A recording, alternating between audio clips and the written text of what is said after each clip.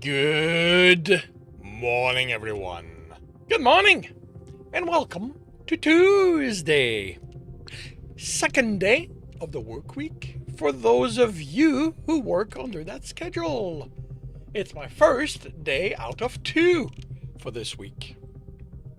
I hope you've had a good weekend and a good start to the week. I hope you're energized for the rest of it. My long weekend was good. Relaxed. Enjoyed gaming. Finished Avon Colony. And kind of how I suspected. Playing the sandbox did not hold my attention very long. It was interesting, but the thing is, it's too limited.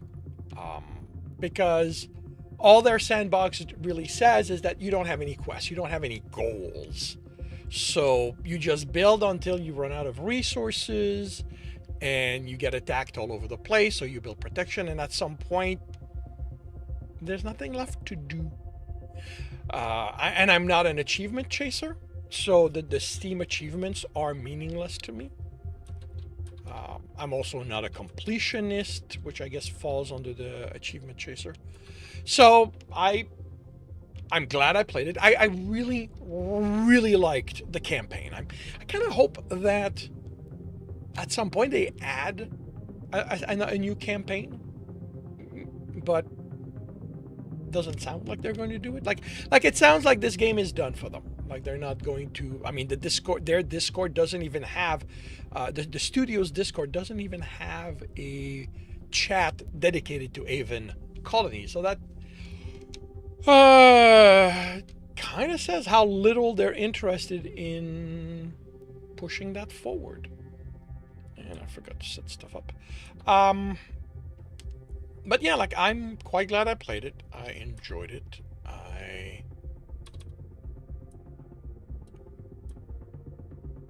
But I'm done.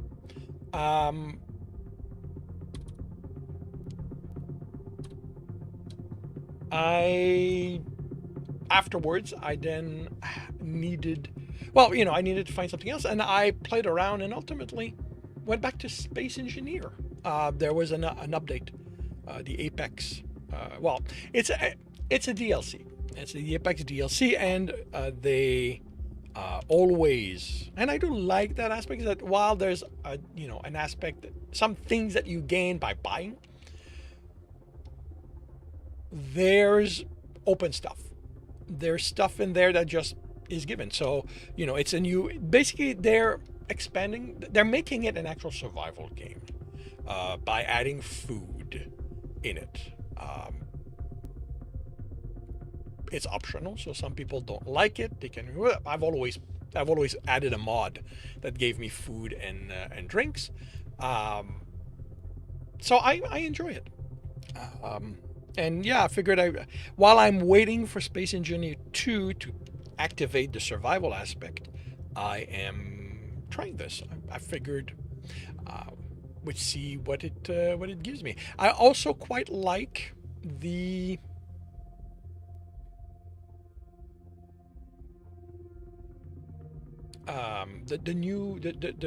fact that we start with a truck. I used to use a mod that gave me something like that, and to be fair, that truck was way too good. It came with a cryo chamber, it was good, but it felt like a mid-game truck. If I did not lose the blueprint, I might make it that. I might make it a later truck. But yeah, I'm enjoying it. So I'm going to be playing that during the week until I get bored.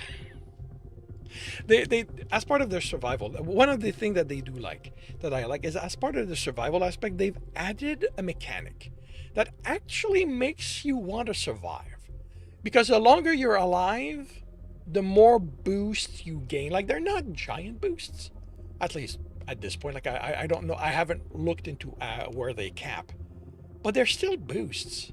So dying and losing all of that, even by regaining all your equipment, going grabbing it, it still hurts. So, but yeah.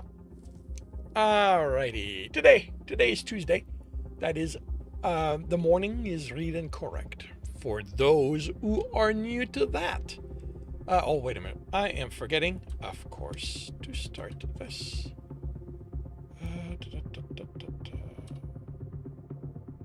I have a.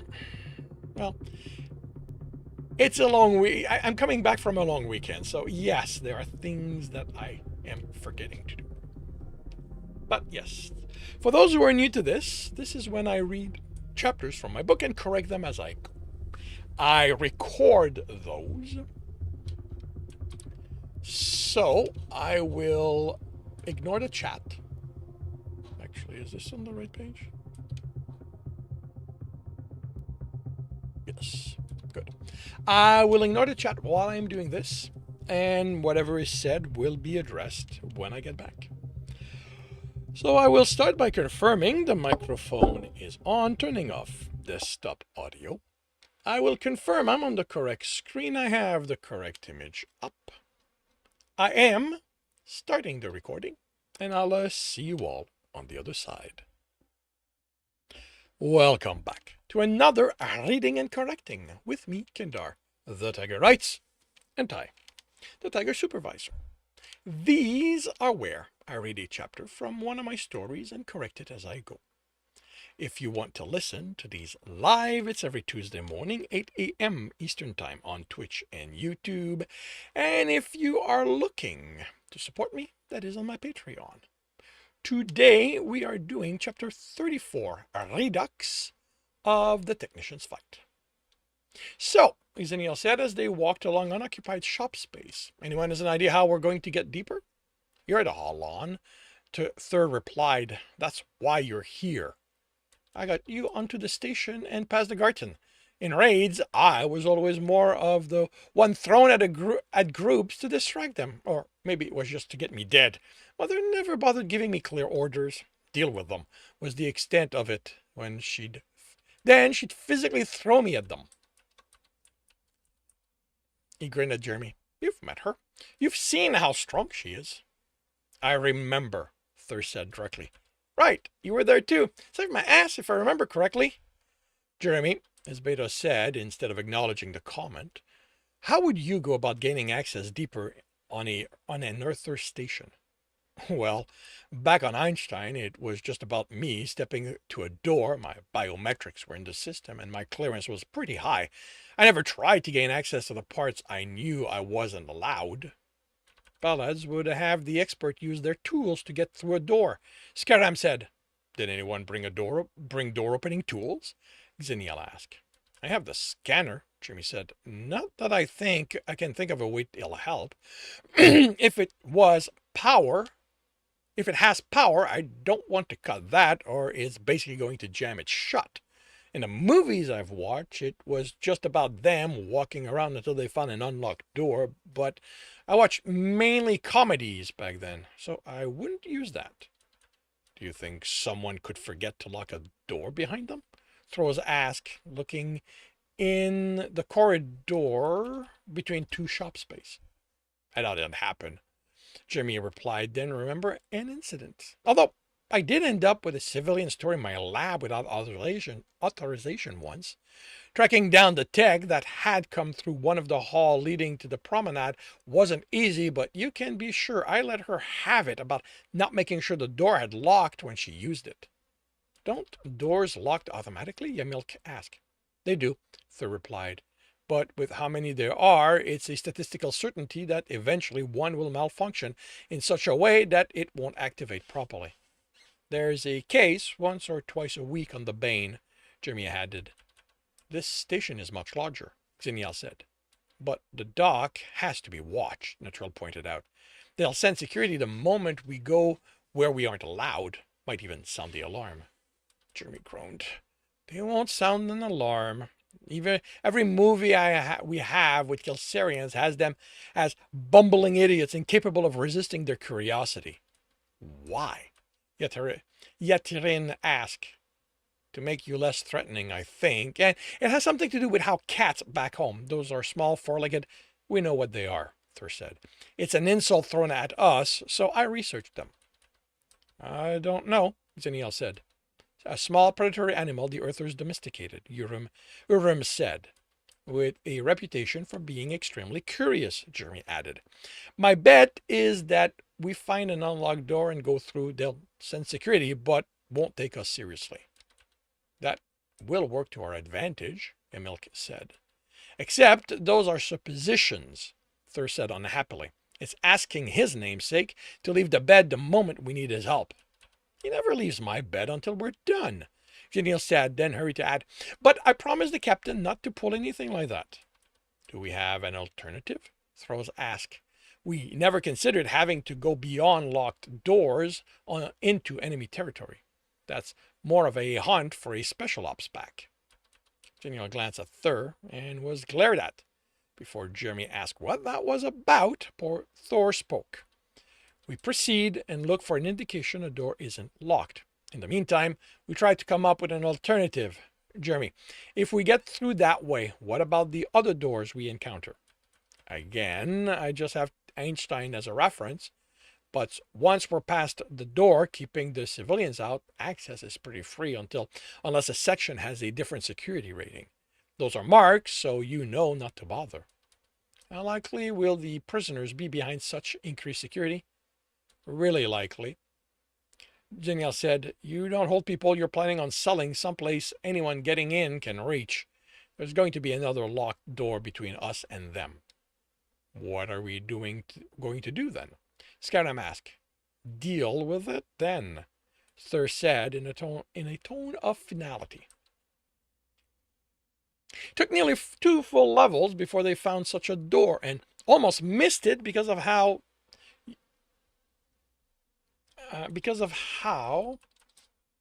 hey, where are you? There you are. Oh, Jeremy had gotten used to blue as the open color. As with most of the dock on this level, as most of the docks, this level was barely occupied, so moving in the corridor unseen by people was simple. Remember to expect security, Thur said, closing the door behind them. They will have seen us enter. Are we throwing the quartermaster at them? Thros asked. Seemed to work for his mother. As tempting as it is, Thur replied while Xeniel smirked, we are not Alan. Hunters don't sacrifice civilian. Like it or not, that is what a Halan is. Xeniel placed a hand over his chest. That hurts. I am so much more than a civilian. Until your namesake stands by you, that is all you are. The beta motion for them to move. I think the quartermaster's namesake is walking at his side, Neutral whispered. That, Xenia replied in a normal volume, or this is a case of so little happening, whoever's monitoring security is busy having sex. Others don't do that. Okay, I need to fix, okay. Jeremy said, and the quartermaster snorted, but boredom leads to people growing lax. There we go. So this, because there's an example of literally that happening in the book, but when I wrote this, I couldn't remember if it happened before or after this. So, hence why I've got that. I write these in part for me, but also for my co-scripter, because I send him all the chapters, and he's way better.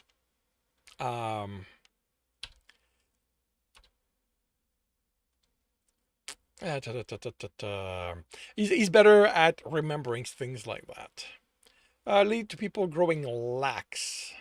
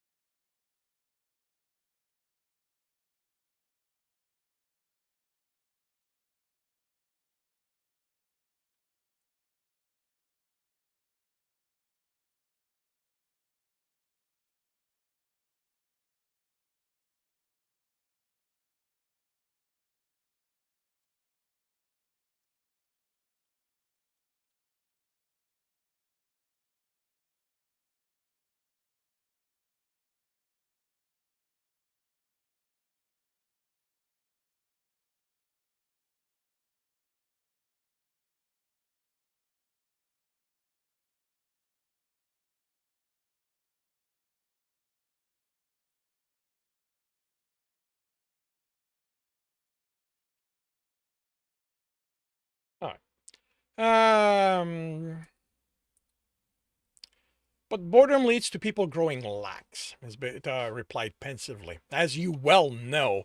Actually, this I don't need the pensively. As you well know, Quartermaster, turning the cells into a leisure area is why the Earthers were able to break out last time. But I still don't like it. Erem, how are we doing? We need to go up 2 levels, 2 decks. If the map is accurate. There's a lift a few turns further, but I doubt we want to use that. There's going to be an access, Thur said. Repairs needs to get in without having to change levels. If we can't find that, we can open the door and climb up. Jeremy added ladders are standard in case of emergencies. The lift had an emergency access door next to it, and as with everything Jeremy had encountered, emergency related, didn't rely on power to be operated. The ladder was recessed, so they didn't have to worry about the lift moving while they climbed. Exiting on their level was without issue. Then Urim guided them.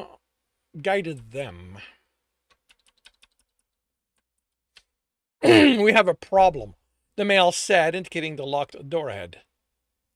We need the corridor behind them sealed. I know your namesake was going to leave when we needed him the most, Sir Grumble. Looks like a decompression seal, Yamil said. Anyone think this is just a coincidence? Okay, right. They do not use this word. Anyone think someone is meddling? Yatrin asked. No, we need that door unlocked.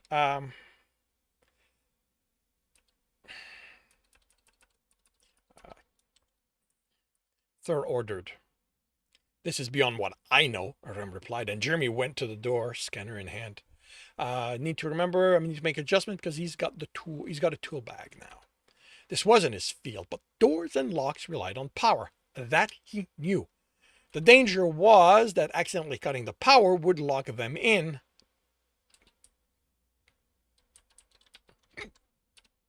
But they already were. He traced the power. What he needed was a way to trick the door into opening.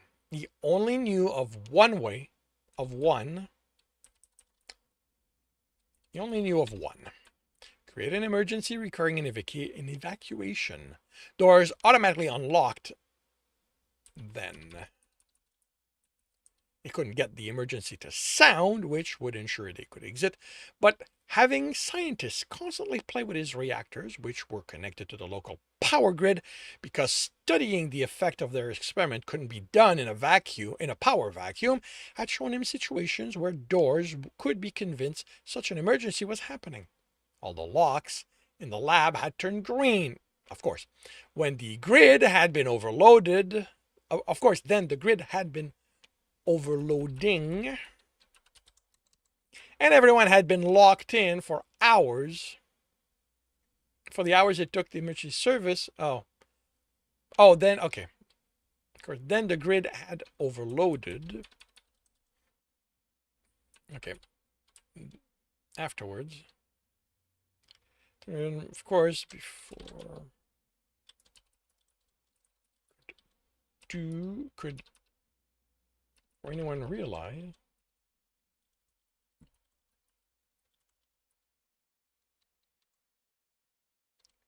of course, before anyone had realized what had happened, that's going to have comma, the grid had overloaded. I don't need bin. The grid had overloaded, and everyone. I'm going to make that a different phrase.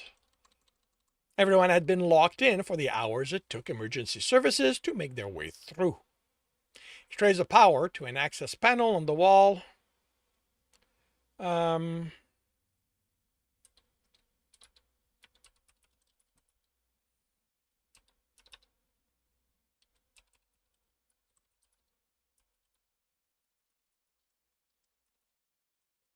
Pulled the tools from the pack and removed the cover.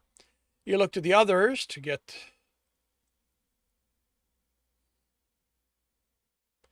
the others for assistance.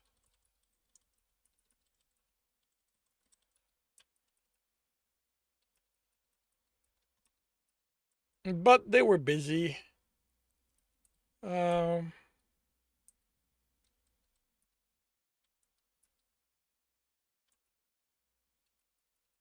trying to unseal.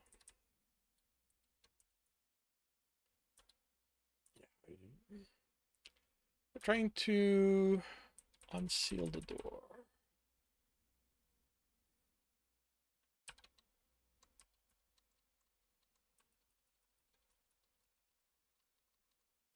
Erdem was trying to connect this tablet to the lock directly, and Jeremy needed him there. Found the door's power conduit and another with sufficient power in it to overload it. As soon as he cut it, this is no longer ripped, cut it, someone would know there,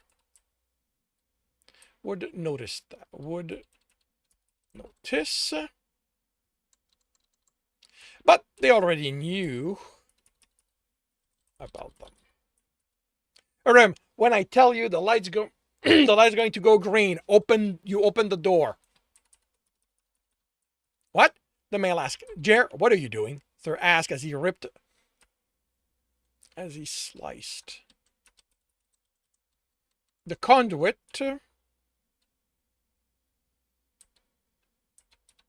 The end sparking. Now he touched the sparking end to the end to the door's conduit. What are you? Jeremy glared at the hunter. Now! Open the door before we're locked in.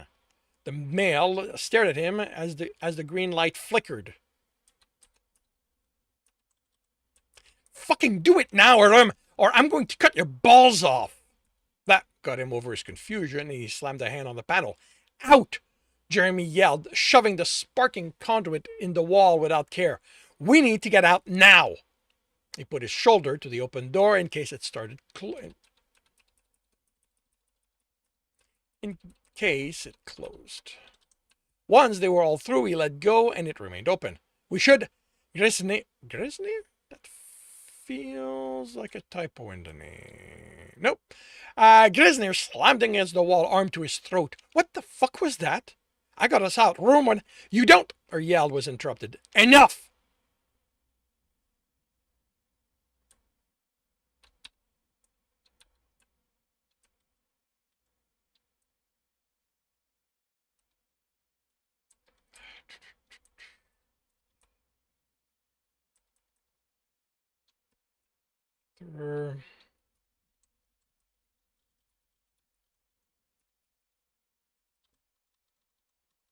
Thur interrupted her, yelling, Remember your rank, Hunter. I'm the beta. She hurried away, and Jimmy looked at his friend to thank him, but the ears were so still he knew they were held that way by willpower. And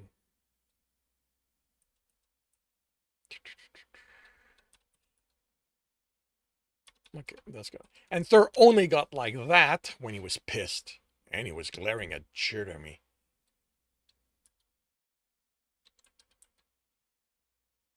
We have a hunt to finish. Pack up. Thur walked by him. We are going to talk about this later. Jeremy grabbed his arm. Thur, what's going on? His beta wrenched his arm out of his hand.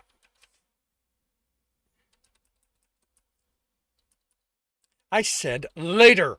We don't have the time. He stared after them, then hurried to catch up. The ambush wasn't the surprise the Earthers had probably hoped for. Kalsarian's hearing was good.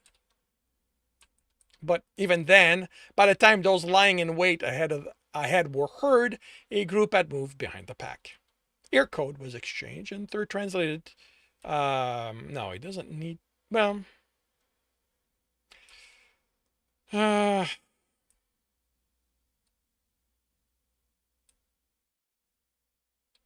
know what? Actually, no, because they're on a hunt. They're not going. Thur would not hope that Jeremy understood the code. I've already established that. Actually, Did I establish? I'm going to have to check that. I don't remember if the fact that I established that Jeremy is not great yet with ear code is from the previous version or not. I do not recall. Huh.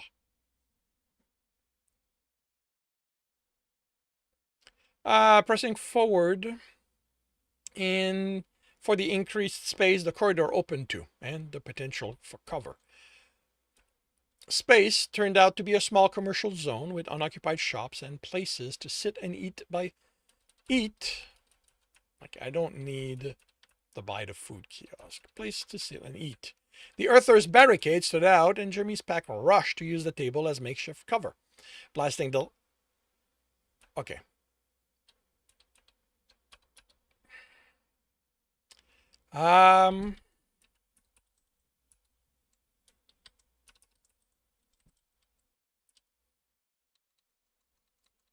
Because the thing I remembered is that they're not armed. The other thing I remember is that Tros has a habit of finding guns. She loves her guns. Um, Throws blasted the legs.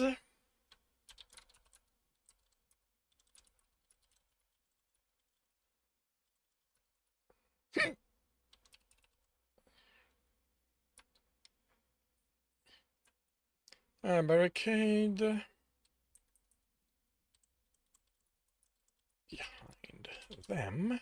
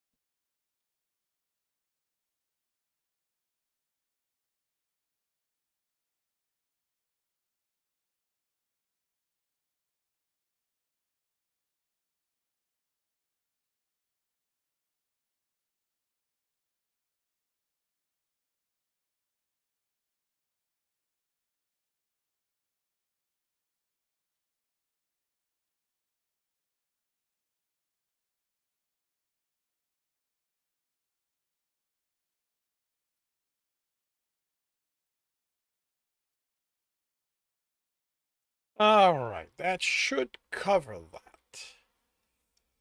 Troll's blasted the legs. Okay, the earther barricade stood out, and Jeremy's pack rushed to use tables as makeshift cover. Trolls blasted the legs when it turned out they were welded to the floor, so they could turn them on their side before and behind them. The instructions were to leave guns on leave the guns on the shuttle, Thur growled. I did, she replied. He motioned to the one she held, ears back angrily. She smiled. I found it while we explored the station. The design wasn't one Jeremy had seen among those he trained with on the Bane. That's going to be a new phrase. But Troz's collection was reputed to have guns from all species. He didn't know Earther ones, so he couldn't comment when Thur looked at him. How many? Thur asked Jeremy. He almost pointed out she only held one, then realized what he meant and checked his scanner. 6 behind us, 9 ahead. Anyone find it curious they aren't firing? You said they wouldn't take us seriously, Natrell said. Trying to trap us, then mounting an ambush seems pretty serious to me. We can debate why later, Derbeto said. We're moving the barricade with our shield as our shield. As our shield. Stay in pairs. To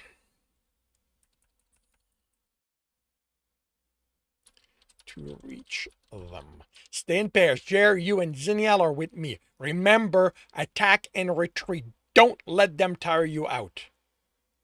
Each held a table as they moved, keeping one ahead and one behind. Glancing around showed Jeremy the Earthers were where they had. Showed Jeremy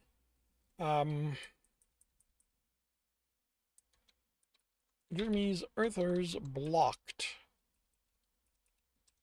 the way they'd arrived. The way they'd arrive. And he wished he had a gun to shoot them with. To shoot.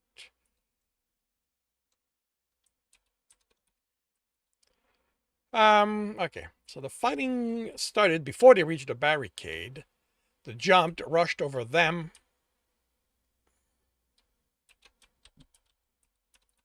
Trost down 2.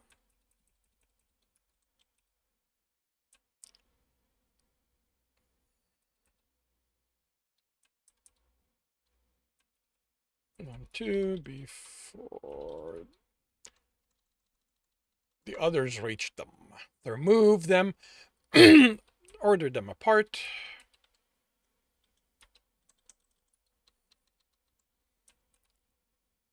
From the airport and used the table to push the 2 that targeted them. Then an extra from those who had. Yeah, this is a first draft fight. Hey Sheen, I'm sorry for the recording. You caught me by surprise. I am recording. I'll get back to you once I'm done this chapter. Throws down. Yeah. This is a first draft battle. I suck at those. I actually don't like writing fights. I don't, especially organized fight, because I have so many things to keep in mind that it really gets bothersome. But yeah, in my second draft, I will clean this up. Historically, I'm better. Like yeah. Alrighty. But yeah, I remove a fair bit of the clunkiness in the second draft. A swipe caused the Earther to stagger, then the claw caught in the armor and pushed him aside. Then Jeremy was blocking a punch from another attacker, punching her, and his armor took a punch to the side in the side. He shouldered her away, turned to see. Thur stepped away from his attacker while Xenial grabbed Another's leg. Then the female was before him again, punching quickly and forcing him back into someone who wrapped his arm around Jeremy, letting him pull. Okay, letting him raise his feet and slammed them in her chest, sending her back and unbalancing the one holding him. The arms let go. Then, when they landed on the ground and Jeremy hurried to stand, only to feel something at his neck, then lightning coursed through his body until everything went dark. And that concludes chapter 34, Redux, of the Technician's Fight. If you are enjoying this, please leave a like. If you want to know when the next chapter will be up, subscribe and hit the bell. If you want to read this story as well as the other books, it is on Ream Story. And if you want to listen to these live, it's every Tuesday morning, 8 a.m. Eastern Time on Twitch and YouTube. Links are in the notes, and with that, I shall wish you a good day. And officially, welcome to the stream from YouTube. Sean, how are you doing today?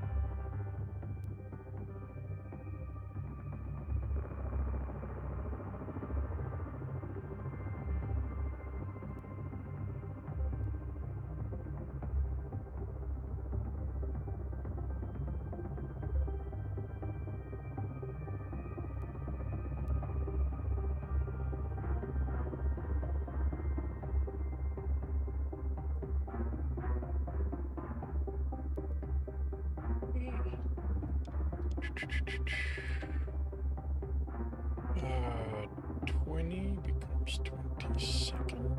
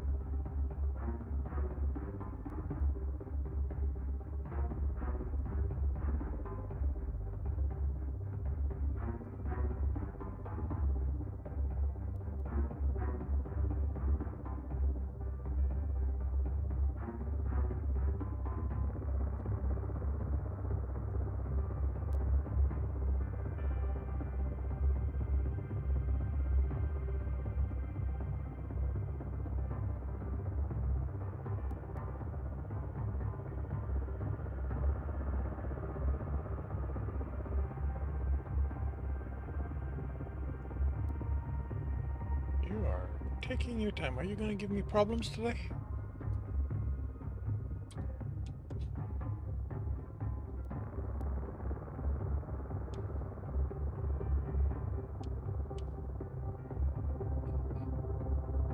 Yep, you are going to give me problems today.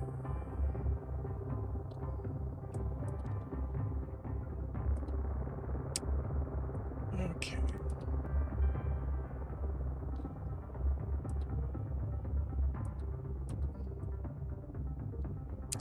All right, well, then I am going to... Actually, I'm going to go to the bathroom. I'll be right back.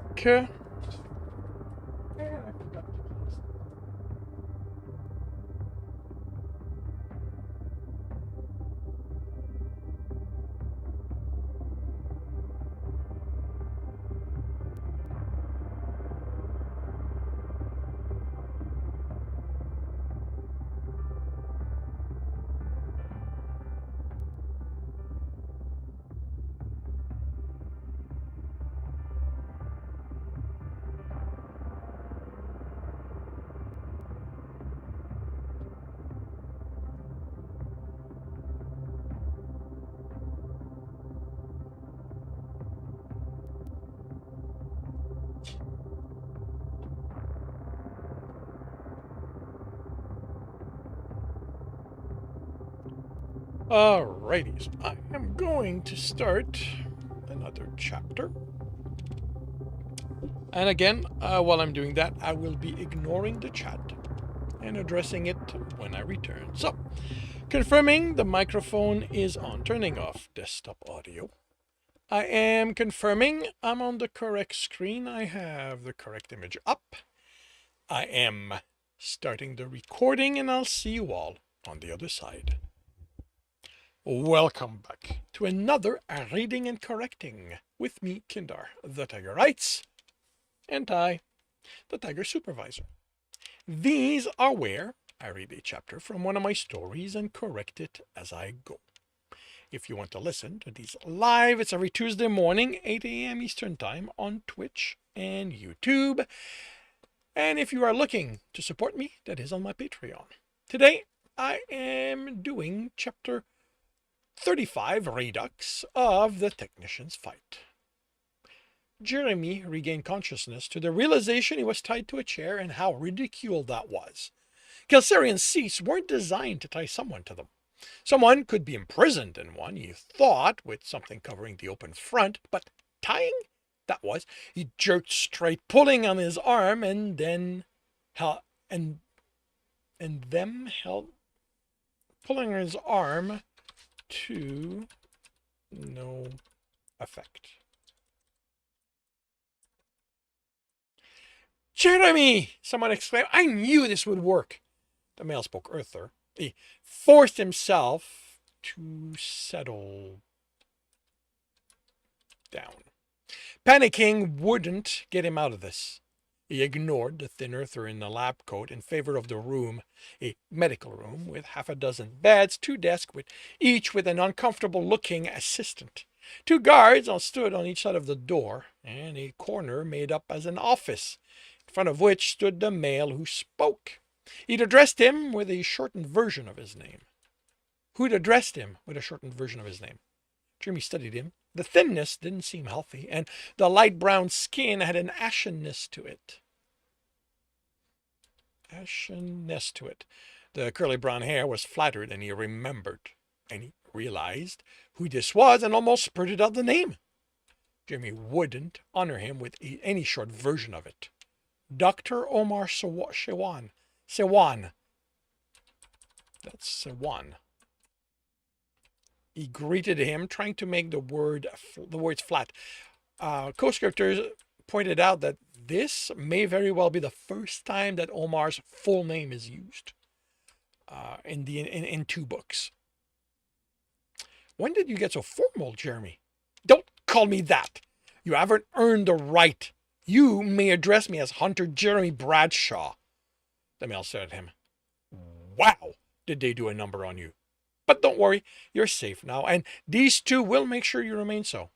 Safe from who? Right. The earther had convinced himself Jeremy had been taken against his will. He wanted to ask about his pack. His last clear memory was of them fighting, but he didn't want to reveal he was worried. What happened to you? He asked, feeling for his restraint and realized he still had his gloves on. Knowing he hadn't been declawed made him feel better. You don't look well. What?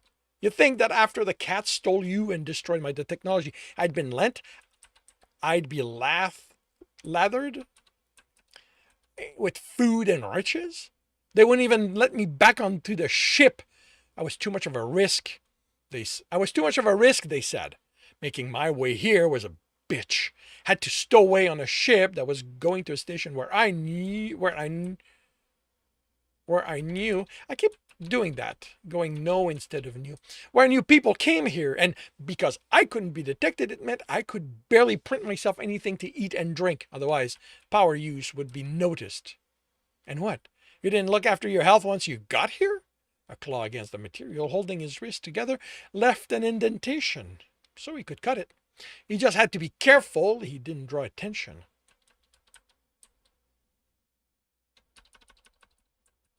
You make it sound like I'm in charge here. If I didn't have medical skills to bother, I'm pretty sure they would have spaced me when I showed up. The bastard didn't even know who I was. Can you believe that? I was in close with the people in charge before you went and got stolen a second time. Close? There was no way the male had been close with anyone running things. He'd been nothing more than a doctor on a research station, making sure Jeremy didn't break the programming. It didn't break his programming, and realized he was attracted to males. He certainly hadn't been important enough by then to warrant a watcher who'd be close to people in charge. He'd only been one of 3 antimatter engineers there, and not the best of them. Within Earth territory, he'd been one of hundreds he expected. Although he knew he was among the best in that group, it was what had gotten him noticed by Dr. Manuel. How had this male managed to delude himself into thinking either of them were that important? That didn't matter. He was on a hunt, and even in this situation, he could aim to gain information while he freed himself.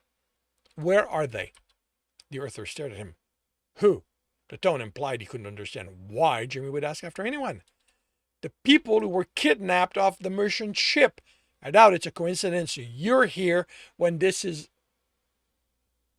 You're here when this is where they were taken. I doubt... Spoken of the merchant ship. That works. I doubt it's a coincidence you're here when this is where they were taken. So how about you tell me where you're hiding them and why you had them kidnapped? Confusion, then understanding. Oh, the bait, he giggled. That was clever, wasn't it? See, I knew the cats wouldn't be able to let any one of theirs be taken like that, so I convinced friends I made to attack them.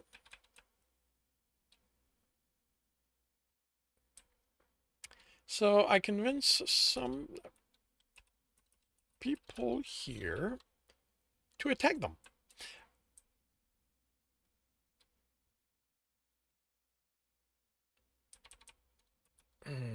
That was after I had them retrieve those. That'll be those for me. He motioned to the desk and the 3 items on it. Jeremy had to fight against reacting when he recognized one of the torture devices from his one as the torture device from his last encounter with that male. Okay, I'm gonna have to be a little more specific here because that version was a full chair. The helmet. As the helmet from the torture device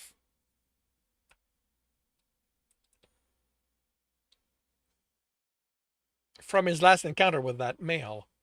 I also knew they'd have to bring you, since the cats aren't clever enough to understand art tech. Of course, when I told those in charge here that I was bringing them the feared Kelsarian hunter, it's not like they were happy to have a chance to destroy him, but they'll do it anyway, now that your kidnappers are here. A red light flashed along with a klaxon. This is not a drill. I repeat, this is not a drill. All personnel need to be ready to go to their assigned escape pod. All crew to their ship.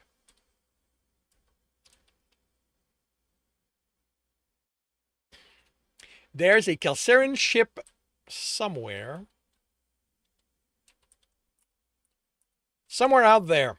If they report our location, it's prison for all of us, no matter who finds us. We're activating the... Finally, the male said, flicking the sound off. I told them it was... Oh, okay. I told them the ship was out there as soon as the guards in Security Central I'd paid to look for you reported you were here on the dock. You were on the docks, he frowned. Although, I guess it's a good thing they didn't sound the alarm then. That would have sent you running back to them the way they trained you, wouldn't it? He looked at the guards. What happened to those who were with him? Did they run off with their tails between their legs? He giggled again. The female shrugged. Probably dead by now. Yes, you're free. You never have to be afraid of they'll take you again. Like, that's what I'm afraid of. He resisted the urge to claw his restraint harder. There was nothing he could do for the Bane, and Graal was his alpha of the line, was an alpha of the line. He'd be able to deal with the 20 or so ship at the station. He was making progress toward freeing himself. That had to be enough. What's that supposed to mean? The Earther demanded. It means that I've never been afraid of them. Liar. You were terrified of them. I made sure of it. I don't know how they undid that, but they won't turn you against me a second time. He motioned to the desk again, and Jeremy actively did not look there. Turns out they hadn't lent me the best version of the machine. Can you believe it? Me, who promised them I'd bring back their errant engineer if they help.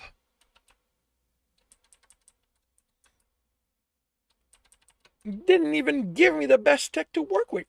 I swear, there's no working with a corpse. They never do more than the bare minimum. Where are they?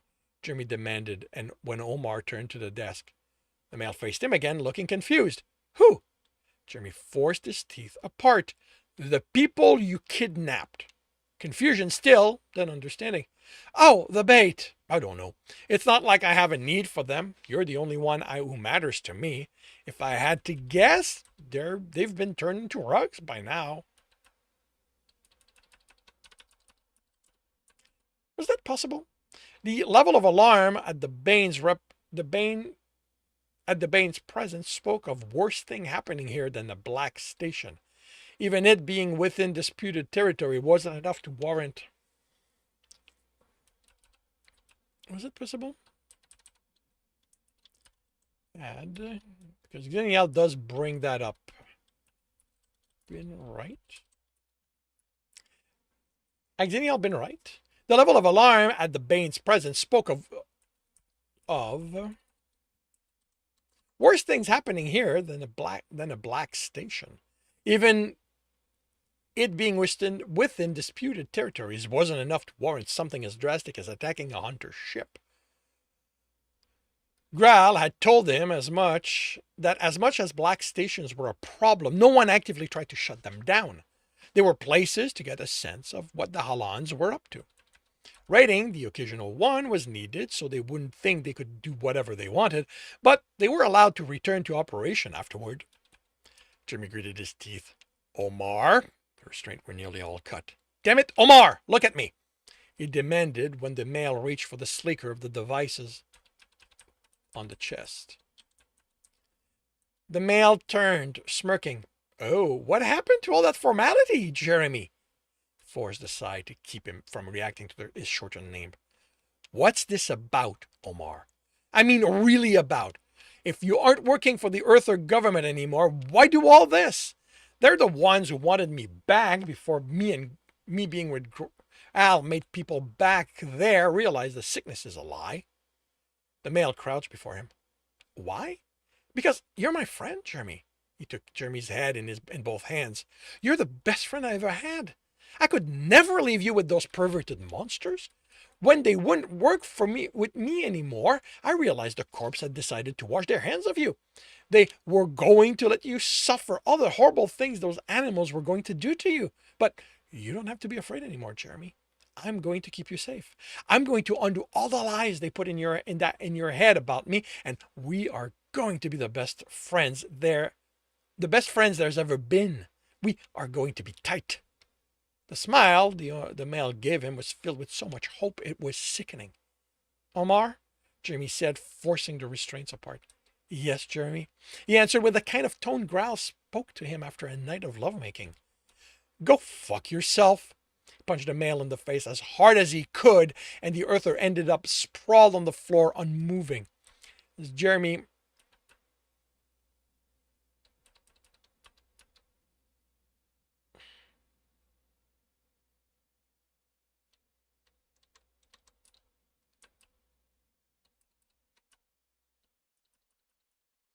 Jeremy cut the restraint holding his legs to the chair. He was up. You know what? That first one is about Omar. So this becomes about the fight, the setup and all that. So Jeremy cut the restraint holding his legs to the chair. He was up before the first guard reached him, and he kicked the chair in her direction, following it. He blocked, slashed, deflected, neither to no effect, then landed a punch in her face in time to step away from the other guard as he tried to stab him with a boxy device. That had to be what they'd used to knock him out. The knowledge that intended to recapture him reminded him he was a hunter and they were the enemy. He unsheathed his claws. A hunter fought to live. A hunter would die, but when he stood before Turuk Samian, he would be able to proclaim he did not go easy. When the earther tried to stab him again, Jeremy deflected it and slashed for the neck. The male moved back, and now the cuts were shallow, but he realized the stake had shifted. He dropped the device and went for the weapon at his hip. Jeremy tackled him, planting a knee in his groin. The protective cup kept him from doing serious damage, but the weight, when they landed on the floor, had the male's face contorting. He took the male's weapon, rolled off of him, aimed at the female, and nothing happened when he pressed the trigger. He threw it at her as she aimed hers and got to his feet while she was distracted and rushed. His armor took the shot, heating as it spread the plasma to prevent damage. He batted her hand away and slashed her throat open, grabbing... This is a fight. Let's make everything shorter. He grabbed her gun before shoving her away. Things are happening quickly, and that's something we can do with phrasing. Instill a sense of speed with short phrases and not wasting time. He grabbed her gun before shoving her away, turning and firing at the other guard running at him. His armor took the shot and they collided. The male landed 2 punches in Jeremy's face before he grabbed his throat. The male's expression turned to terror as the claw sank in. Then Jeremy ripped it out, falling back, uncaring about the blood flowing over his chest. "Oh, I don't think so," a male said by the time Jeremy had the buddy off of him, gun pointing at the open door. Danielle was slamming a second assistant against the wall for her to join the other female on the ground. The male smiled. Jeremy, you look like you're having fun." He stood. "Where are the others? Are they okay?" "They were when I left them." Jeremy froze. "You left my pack?" Danielle raised his hands. "It was with your beta's permission, I promise. When the alarm sounded, they had no choice but to shift priorities. They need to help the Bane first, but I'm not a hunter, so I wasn't under any such obligation." He grinned. "And it's not like we Alan are known for doing what we're told. So if your beta's smart, he'll tell you you're Alpha. I use the confusion to vanish, but the sense I get from him is that he'll tell him exactly what happened and accept his punishment. You hunters need to learn to hand the shit down the line so you aren't the one smelling like it when you're caught." "You done?" Jimmy demanded, not amused by friend's opinions of his beta and also friend. "All done." "Restrain them." He cut Omar Sawan's coat into strips and used them to tie his arm behind his back. "We're coming back for them after the rest is dealt with." He headed for the desk and shuddered at the sight of that infernal device. "What are those?" Like the one that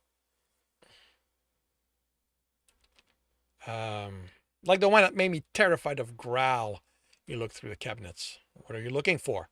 "Something to carry them in. I'm not leaving those here for him or someone else to find and take away. Fuck, I want to destroy them. But he said those were stolen, which means there are more out there. We need to study them and figure out how to undo the damage they can do." "Will this work?" Xenia held a bag. Jeremy couldn't figure out where he'd found until he realized the handle were sleeves tied together. He'd turned one of the lab coat into a bag, put the 3 devices in, and found a collar in the process.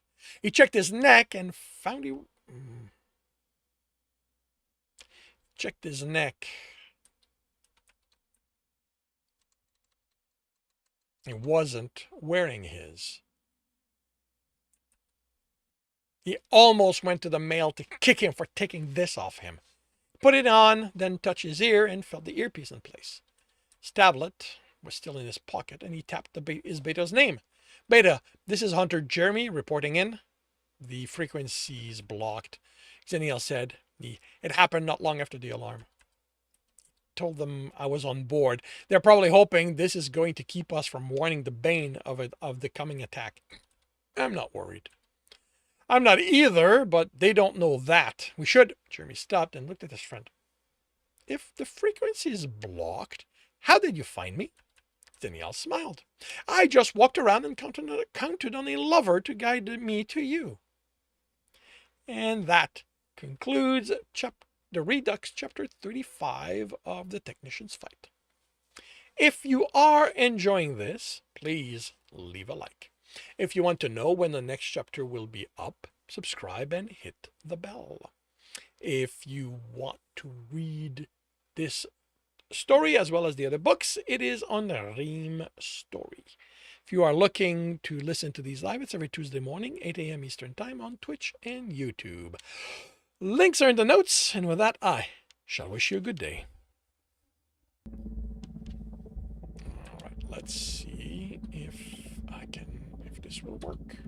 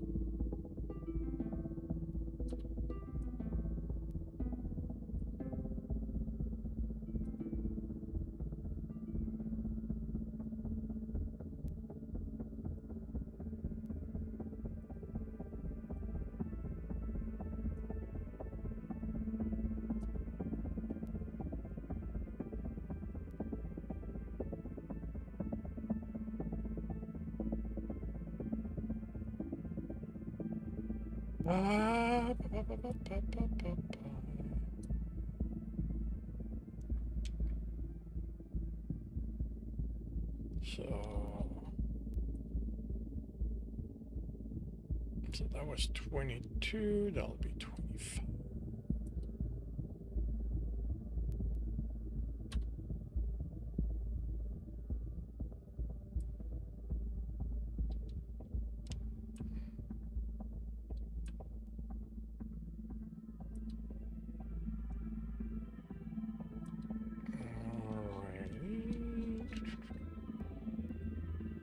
So quiet in the chat.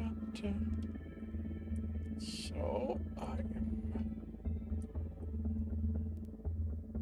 going to start another chapter.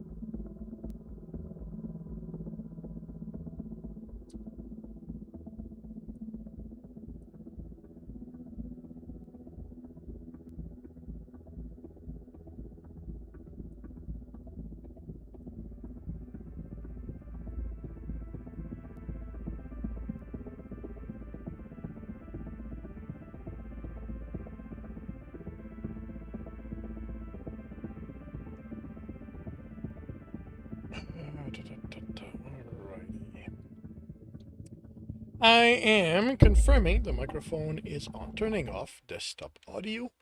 I am confirming I'm on the correct screen. I have the correct image up. I am starting the recording, and I'll see you all on the other side. Welcome back to another Reading and Correcting with me, Kindar, the Tiger Writes, and Ty. the Tiger's supervisor. These are where I read a chapter from one of my stories and correct it as I go. If you want to listen to these live, it's every Tuesday morning, 8 a.m. Eastern Time on Twitch and YouTube. And if you are looking to support me, that is on my Patreon. Today we are doing the Redux Chapter 36 of The Technician's Fight. Alpha, Com exclaimed. All signals from the station and surroundings have ceased. Scan, what's happening? Gagran asked, studying the screen, trying to make out details. Energy spikes consistent with Kasutaran, Tarhonian, Shimbarian engines being ramped up for departures. Others aren't being recognized by the system. He thought he saw points moving. Come to Halan to screw the reactor to the point we can't tell we can't tell whose they are anymore, the beta commented. Confirming ships are moving away from the station. Too early for color shifts. Hail the shuttle. I want an update. No response, Alpha. I think... You know what?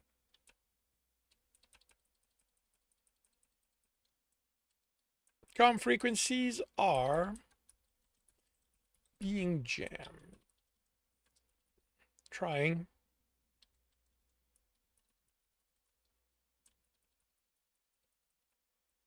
The alternates. Trying the alternates. Don't they risk deafening their allies? The beta asked. Alpha, confirming all frequencies jammed. Pilot, take us in. Best speed weapons, be ready. It looks like the pack has been discovered. All ship. This is your captain and Alpha. We are heading into battle. All civilians are to head home. I repeat, all civilians are to return home. Alpha, Scan said.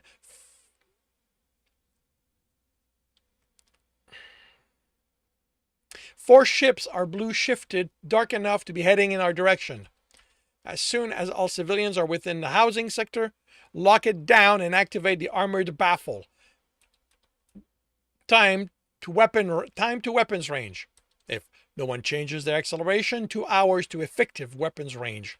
Engineer, we need more power for propulsion. I want us as close to the station as possible before we need to engage.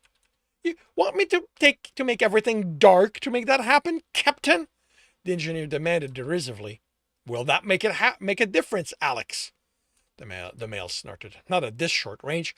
You go back to planning the battle. I'll give you everything we safely can. Jer came to mind, and he forced himself to remember he'd received training and was with his pack. Short of asking the gods to meddle, that would be capitalized. Directly, he'd done all he could to prepare him. The hunters at the comm boards exchanged instruction as they tried to push through the jamming. Alpha, I'm reading power distribution consistent with plasma weapon coming online from the deep blue shifted ships. Whose are they? Unknown. Too far for visual identification, no tags, and the engines powering up isn't... The engines... Powering up signature isn't on file. Earthers, the beta said. Likely. Our weapons coming online at the station. The closer they were to it, the more practical it became for them to join in the fighting, especially with ships to attempt to keep the Bane from evading that incoming fire. Negative, Alpha. Nothing from the station registers as weapons of yet. As weapons. You know what? I'm removing that. Keeping that for an ambush play? The beta asked. Did Earthers fight that way? Combat tactics hadn't been part of what they'd been asked for while being shepherded into the Federation, and the only experience he'd had was when they'd boarded the Bane to kidnap Jeremy. They had used ambushes then, but had that been preference or necessity? 2 ships are blue shifting.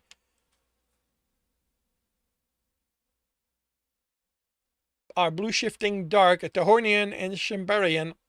6 ships against a hunter ship, the beta muttered. I'll accept that from Earthers. They don't know us. You think those ships are deluded into thinking they can take us on, or taken over by Earthers? Or they know something that shifts the balance in their favor. Scan, who else is out there? No other power heading in. No other energy. No other energy reading in our direction, Alpha. No other energy reading heading in our direction, Alpha. All other readings, all others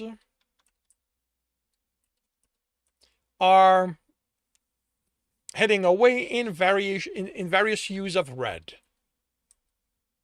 All civilians are in residence, Scan announced, locking down and activating security protocol. Incoming plasma, another of the hunters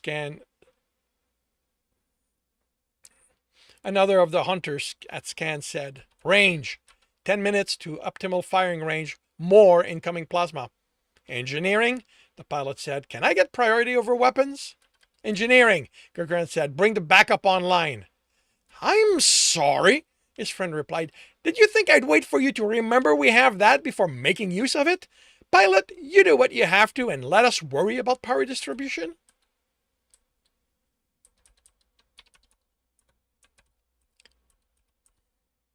Impact on deck 8 through 12, Scan said. Section 18 through 26. They're mixing kinetics with the plasma. The weapons beta cursed. How many did that cost us? 8 are showing as unresponsive.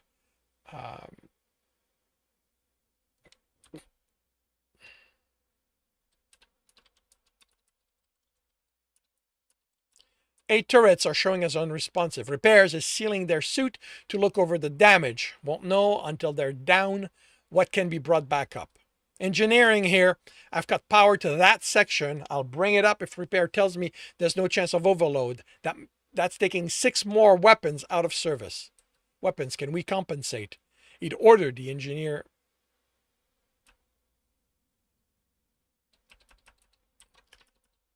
to restore power to to restore power if needed. I don't need the section. To restore power if needed, but overloads could take out more of them, and the middle of a battle wasn't the time to have to deal with full repairs. Sensor, the weapons beta said, I need to see those kinetics if we're going to shoot them down. Bringing up low density scans. Scanning, sending to you weapons. Status of the hull, Gagarin ordered, watching the smaller, nimbler ships easily move out of the way of their plasma. Diffusion plating is dealing with the high energy output attacks. Alpha, with weapons dealing with the kinetics, it'll be fine. Alpha, a hunter at com said, repair as initial report. Report, Gagarin ordered, tapping their connection live. No damage has gone through the interior reinforced wall, Captain. Seals are holding despite minor damage. We're proceeding to sealing the hull. Quartermaster, you need to move vital supplies deeper into the ship. We're okay. I'm forgetting.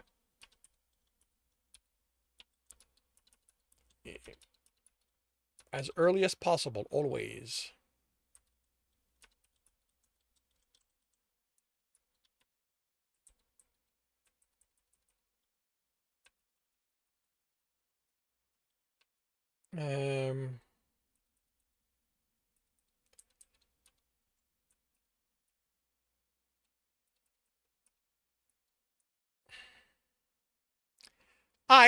Female answered, we're already doing that, Captain. Gagarin almost ordered her to tell the quartermaster to stop fucking and do his job, but he was on the station helping Jer's pack. Zen had us start as soon as he left. He breathed his anger down. It wasn't warranted or the time. Good, be careful. He ended the connection. What are they doing? Gagarin looked at the screen where the 6 ships were flying around each other, firing plasma fast enough they were bound to attack their reactor before they'd done serious damage. Impacts? He asked. A minimal, Alpha. Barely any kinetics mixed in. Out and growing desperate? The beta asked. He studied their movement. Desperation would have them flee, but they're maintaining distance. Someone at scan cursed. Report, he ordered. I can't. The way they're firing is dumping so much energy, I can't make out individual shots anymore, let alone the ships. That doesn't make sense. We have them on visual. They're just wasting energy. Scan. Shift to high mass scan. Now. I don't need that. Gargran ordered. The plasma vanished. The ships turned into blue masses before a bright red one. Weapons, new target, something massive is coming at us. What is that? The pilot asked. Pilot, focus. We're still under attack. He wondered the same. The red put it on par with the station. What's its color? What's its shift? Calibrating. Blue! It's blue!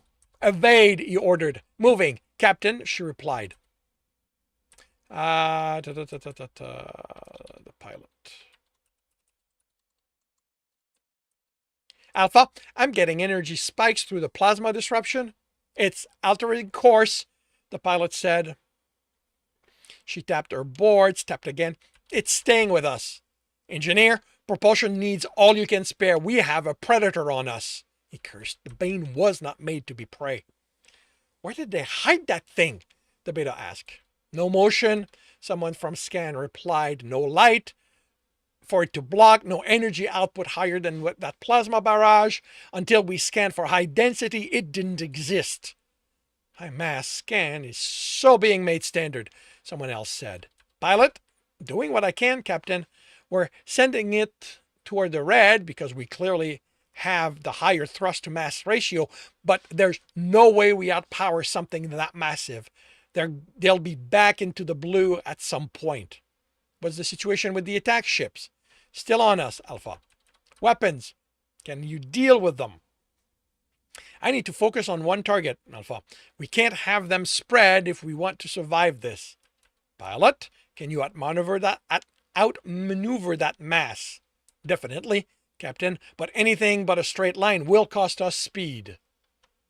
You should have kept Tom on the Bane instead of sending him away. Sending him with Jer, he needed his knowledge of ships. Any indication of weapons on that mass? No other energy signature but propulsion, and there's nothing masking it anymore, Alpha. I confirm no weapon at this time. Weapons? I want the pest out of my fur. Understood, Alpha. Altering priorities. Scan, split scan between the mass on visual, its relative acceleration, and the ship's weapon. The ship's weapons are destroying. The images appeared with barely a hint of what might be a dreadnought ship by the mass it registered as. Its color shifted more into the red, so they were still increasing the distance between them. But the pilot was right. That wouldn't last. And once it started overtaking them, a ship exploded in the other image, then another. Alpha, Com said, I'm getting something. It's drenched in static, but I think it's words. It's on our alternate frequency. On audio. Another ship exploded. Arkham, Dread, and loop it. He focused on the words and identified the voice. Is that Arachmas? Someone asked. That's definitely engine. Another said, I think it was longer. He couldn't make out what Tom said, but the word was longer than engine. Alex! He sent the loop to the engineer. It's Tom. He's telling us something about the ship aimed at us. Can you make anything from it? Since when am I some ship expert? His friend snapped. I found the Arachmas. Com yelled. Tahornian dreadnought design. That matched what the mass hinted at. I have a report of one destroyed 8 years ago within unclaimed territories. Who destroyed them? He asked. Earthers, according to the report. Why would the Earther tell us they dealt with this? The Beta asked. 8 years ago, we were shepherding them. Relationship were good. They would want to maintain good relationship, Gudrun answered. Then why lie about what happened? Why indeed. Alpha, there's no one on board, Scan said.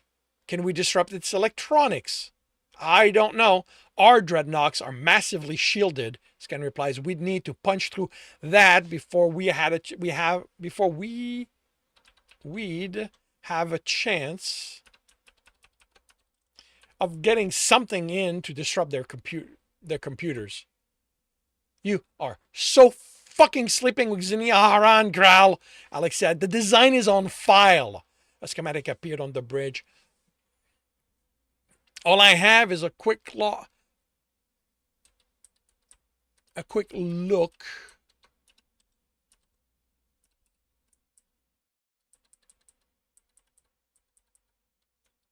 All I've had is a quick look, but the best bet is taking out the reactor, which is in engineering, which is there. A room flashed blue. That is deep into the ship, the beta muttered. Weapons? Option. Opinions. The male studied it. We're going to need everything focused there to get through the armor and the decks. Turek, Samian, protect your hunters. Engineer, now's the time to make the ship dark and give everything you can to spare to weapons. Snila Haran, I don't call on you often, but be with us for the sake of everyone under my protection. He sighed. He didn't like bargaining with the gods, since only they ended up gaining from those, but he had one thing he could put in play with this one. And I will work toward being more accepting of your favorite lover.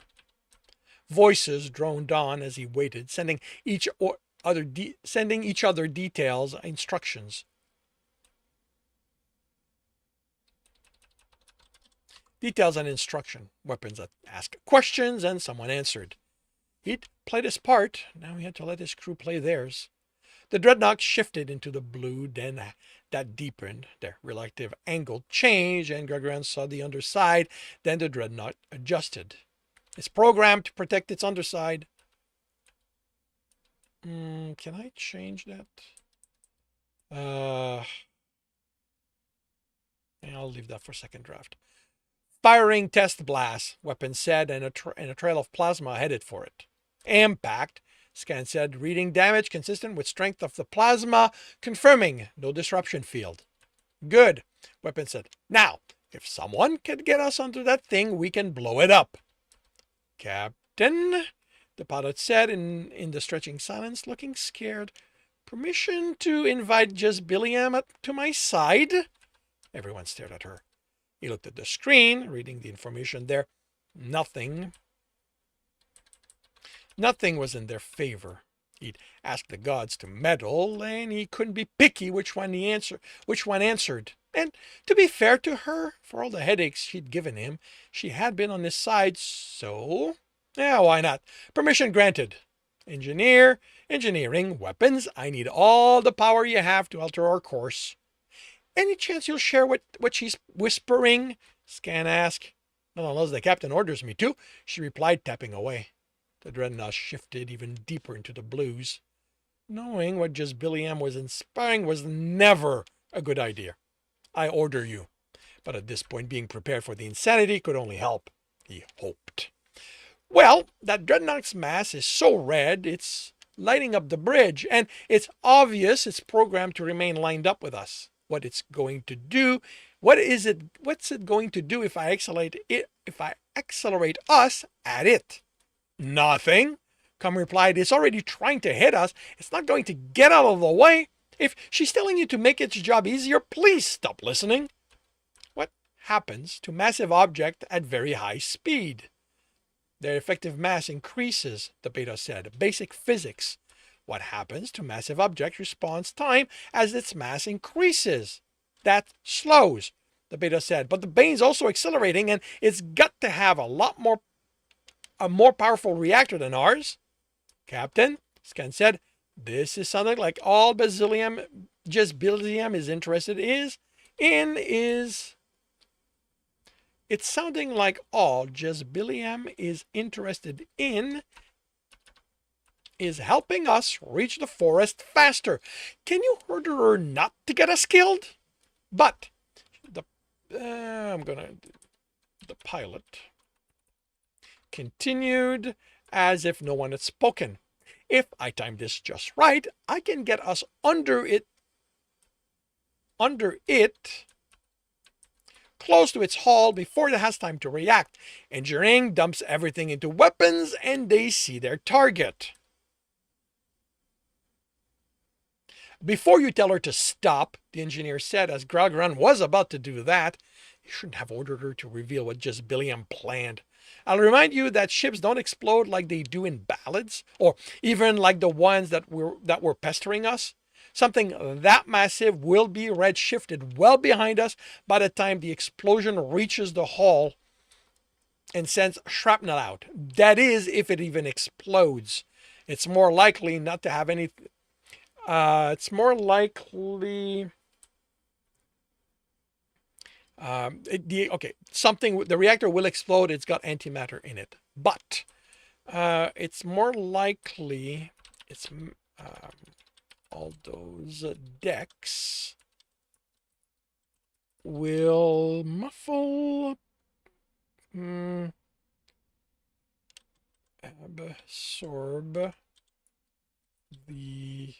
absorb all that energy for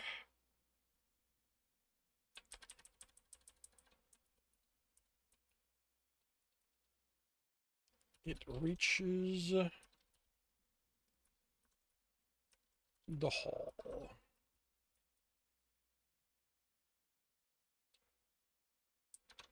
It'll just continue on its voyage toward infinity. Where was it aimed? If it remained in disputed territories, it might never be seen again. Therefore, not be a threat. Feels like that should. Pilot, please do your best not to add scratches to the hull of my ship. The grin she gave her over her shoulder made it clear just M&BM wasn't next to her. She'd made herself comfortable in the seat. I'll do my best, Captain. Offers were muttered to the gods while Grogran did the thing he hated. He waited. And this concludes Chapter 36, Redux, of the Technician's Fight. If you are enjoying this, please leave a like. If you want to know when the next chapter will be up, subscribe and hit the bell. If you want to read this story, it is available on Ream Story along with the other books. And if you are looking to listen to these live, it's every Tuesday morning, 8 a.m. Eastern Time on Twitch and YouTube. Links are in the notes, and with that, I shall wish you a good day. And welcome to the stream, Darkened Fae. Thank you very much for the raid. How are you doing today? How was your stream?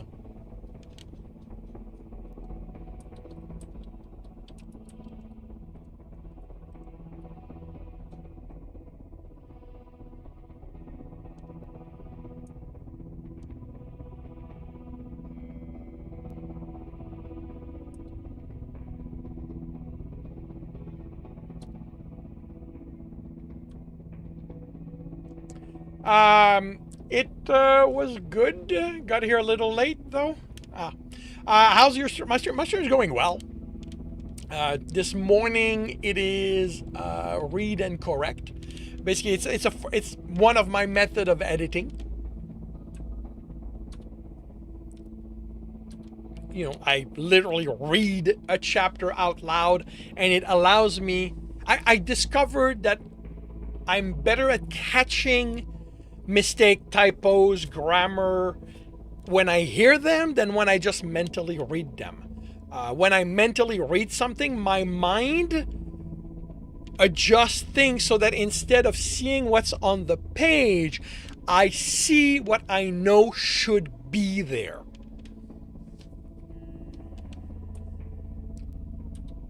And I record these so that it gives me something to post on my YouTube channel.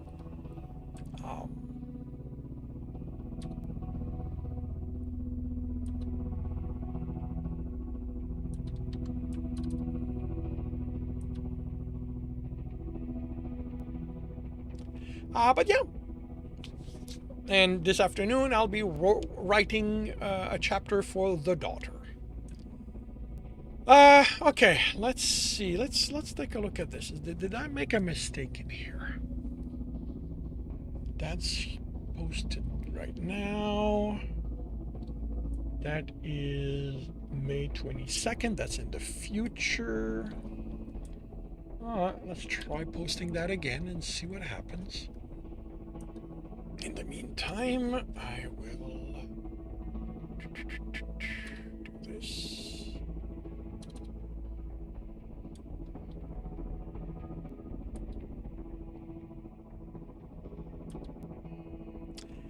What are you up to today, Duck and Faye? What's keeping you busy now that your stream is over?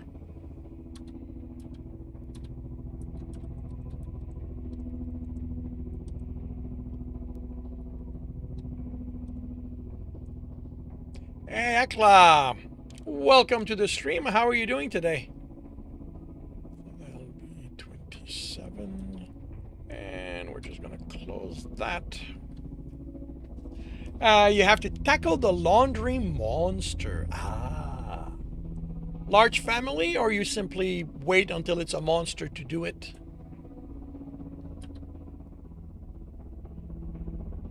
Still failed. I will be right back.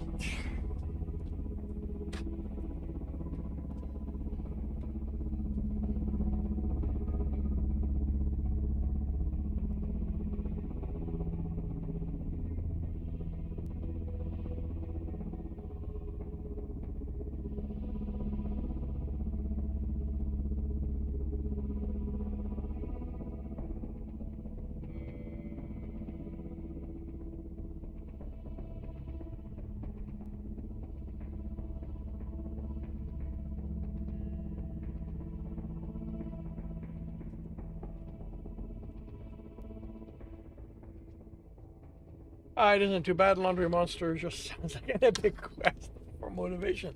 Hey, cool. You know, whatever works.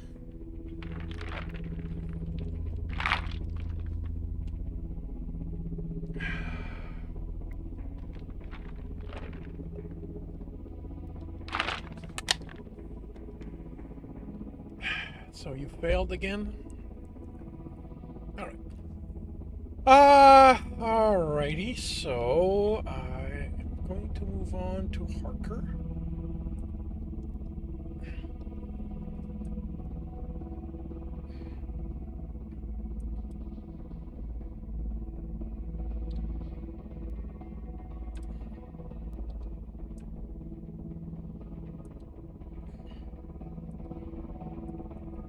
Alrighty.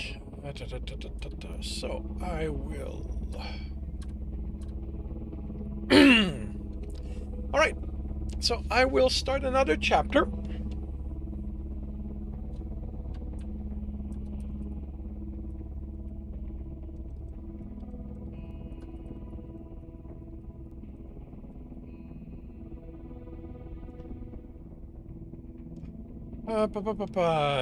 By confirming the microphone. All right. Since you've just arrived, I don't know if if you have to move on to the rest of your day, Dark and Fake.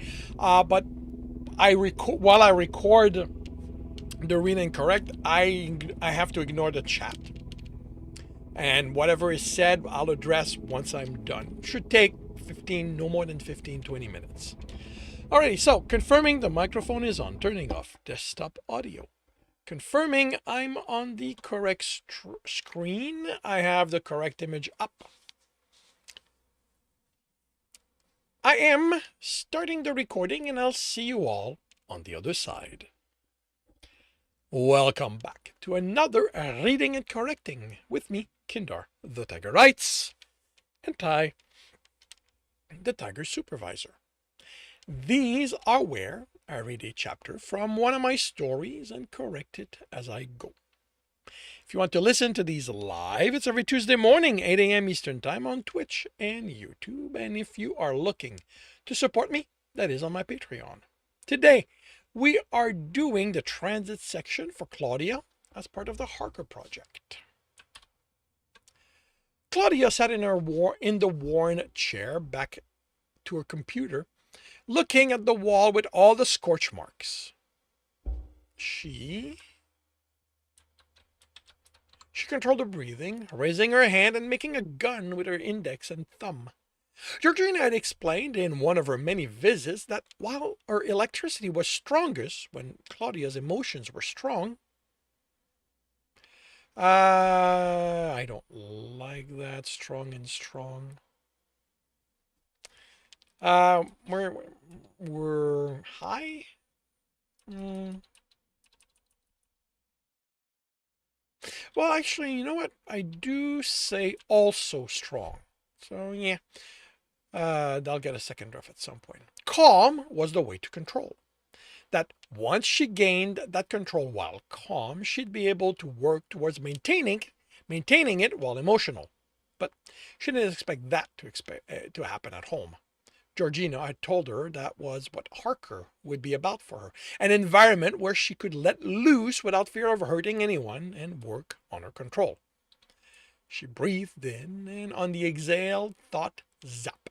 And the lightning traveled from the tip of her finger to the spot she'd aimed for in the center of all these other scorch marks. Smiling, she turned her chair and put another mark in the bullseye column. The fifth there to the, she counted them, 58 in the missed one. Not a great average, but Georgina had said that every success needed to be savored when there were so few of them. There was a light knock on the door. Claudia, honey, I'm coming in. There was still trepidation in her mother's voice. She faced her, smiling. The one thing Claudia had mostly gained control of was the involuntary outburst of electricity. Even when she was emotional, the energy stayed within her. Her mother's expression turned to relief when nothing happened, and she smiled back. Your ride's here. She hesitated. Are you sure this is what you want? Pittsburgh is a long ways away.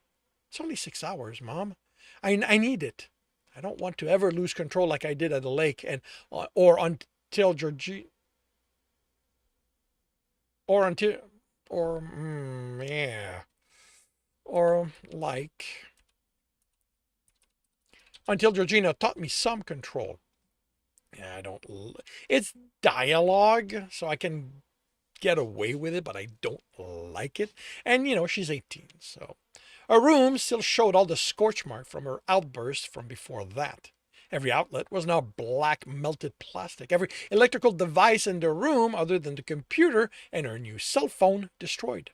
Both were gifts from Georgina when Claudia showed her first success at control. She'd built them to resist being electrocuted, but Georgina had warned her neither would survive a direct hit. They were as much part of forcing her to control her power as getting her back to the world so she could prepare for Harker. I just worry I'll be fine. Georgina said that Harker is built specifically to deal with people like me. Strong, but without much control. I'll fit right in. Just be careful. There's something about that woman. Claudia nodded. She's so smart that it makes it hard for her to interact with people. It had taken Claudia a few visits to get used to Georgina's bluntness and little patience. But there'll still be other teachers there. There will be other teachers there. She accompanied her mother to the living room, where her father was talking with a lanky man in jeans and t-shirt. And there's a young lady, the man said on seeing her, smiling. He extended his gloved hand. I'm Walt. I'll be your chauffeur to the school. Don't worry, he added when she hesitated. They're insulated. The doc made it clear I wasn't to take them off and that I wasn't to touch you without warning unless I wanted to know what being struck by lightning felt like. I wouldn't. Sorry, trying to be funny. What do you say we get on the road? I don't want you don't want to be late for your first day, do you? I guess we should. Here, her mother said, returning from the kitchen with a paper bag. I made you sandwiches for the trip. There's orange juice and a few granola bars. Claudia hugged her.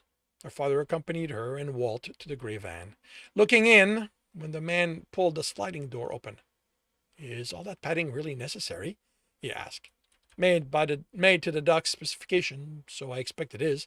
It's insulation. She said that the little lady here didn't quite have herself under control, so safe is better than sorry, you know.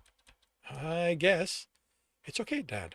I don't want to risk damaging the van while we're traveling. That's the spirit, Walt said. He bowed. This is where that should start. He bowed loud. If the little lady will step in her carriage. She did. She did, and sat on the only bench seat there. The floor, walls, and ceiling were covered by a foam. Were all covered by foam under a beige fabric. Even the back door was covered, rendering it unusable. The duck made that, Walt said. She said it can stand anything you throw at it, but to not ask me how it works. I'm just the errand boy in her lab. Even if she took the time to explain it, it would. He passed his hand over his head. I'm nowhere near as smart as her. Don't think anyone is, really. That woman is something. What about lights? Her father asked. All the windows are covered up with that insulation. Yeah, I'm afraid the trip's going to have to be mostly in the dark. Any light would have to be plugged into the van's electrical, and if we're lightning hit that, everything will go. Don't go anywhere, Malcolm said before running off. It's okay, Dad. I have my phone and it's fully charged. Walt grabbed the door. We should get going. My brother said not to leave yet. He checked his watch. We don't have that much time if you want to get there, if you don't want to get there late. It doesn't matter if I'm a little late, she replied. You're in charge. Walt leaned against the van. A few minutes later, Malcolm ran back carrying a cardboard box. Those are all the lights I have. He dropped the box onto the van's floor. It was three-quarter full with plastic tubes. Well, well, well, Walt said, taking one out. That's one clever kid you have there. He bent it till it cracked, shook it, and it started glowing. There's probably enough in there to light the inside all up like daytime for more than a day. I bought them when Claudia, her father, faltered, and her face burned at the memory of how hard she'd made things on them before Georgina had visited, but accidentally and on both. Accidentally and on purpose. I'd forgotten about them. Walt pushed the box to her feet. How about we get going now? Malcolm jumped in and hugged her. Have a great time becoming a superhero. She laughed, hugging him back. That wasn't why she was going. Once she had full control, she'd come back home and go to school here. Unless you're coming with us, little man, you are going to want to slip out. Go, she said, urging him. You be good to Mom and Dad.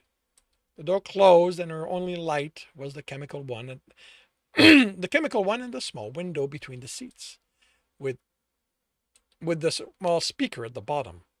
She cracked two more lights while Walt got in and got them moving. She knocked on the window, and he flicked a switch on the side of the speaker. Yes, little lady? Isn't this dangerous? What if I zap it? This isn't connected to the van, and the doc designed it to use the most insulating material possible and still get the job done. She wasn't going to put anything, but I pointed out that a young lady like you would want to talk to me, if only to let me know she needed to go. You did go before we left? I did. Then just sit back, read something, and enjoy the ride. I'll let me know if you need anything. I'll leave this on. She leaned against the wall, the insulation making it a comfortable backrest, and stretched on the bench, surprised at how smooth the ride was. She didn't have reception, which didn't surprise her, considering the level of insulation her electricity would blast through. But her library was vast, and she wasn't finished with the latest Chevalier novel. She couldn't wait to find out how she'd defeat the dragon and save her father's kingdom. Her head nodded forward, eyelids closing, and she shook herself. Everything okay back there? Walt asked. Tired, she replied, the yawn preventing her from adding more. Might as well sleep then. There's still a long way to go. Okay. Her phone slipped from her hand, and her eyes closed fully. Something pulled at her awareness, then was gone. It came back, and she wondered why someone honked by her bedroom. A man replied angrily. She didn't make out the words, but was confident they were the kind that had her father glowering at the speaker any time someone used them. She considered letting herself fall back asleep, but something nagged at her. Something about where she'd fallen asleep. But it couldn't all be all that important since she was still tired. The man spoke, and something about the laughter bothered her. She really should wake up. Wasn't it the middle of the day? Why had she fallen asleep? She never slept during the day.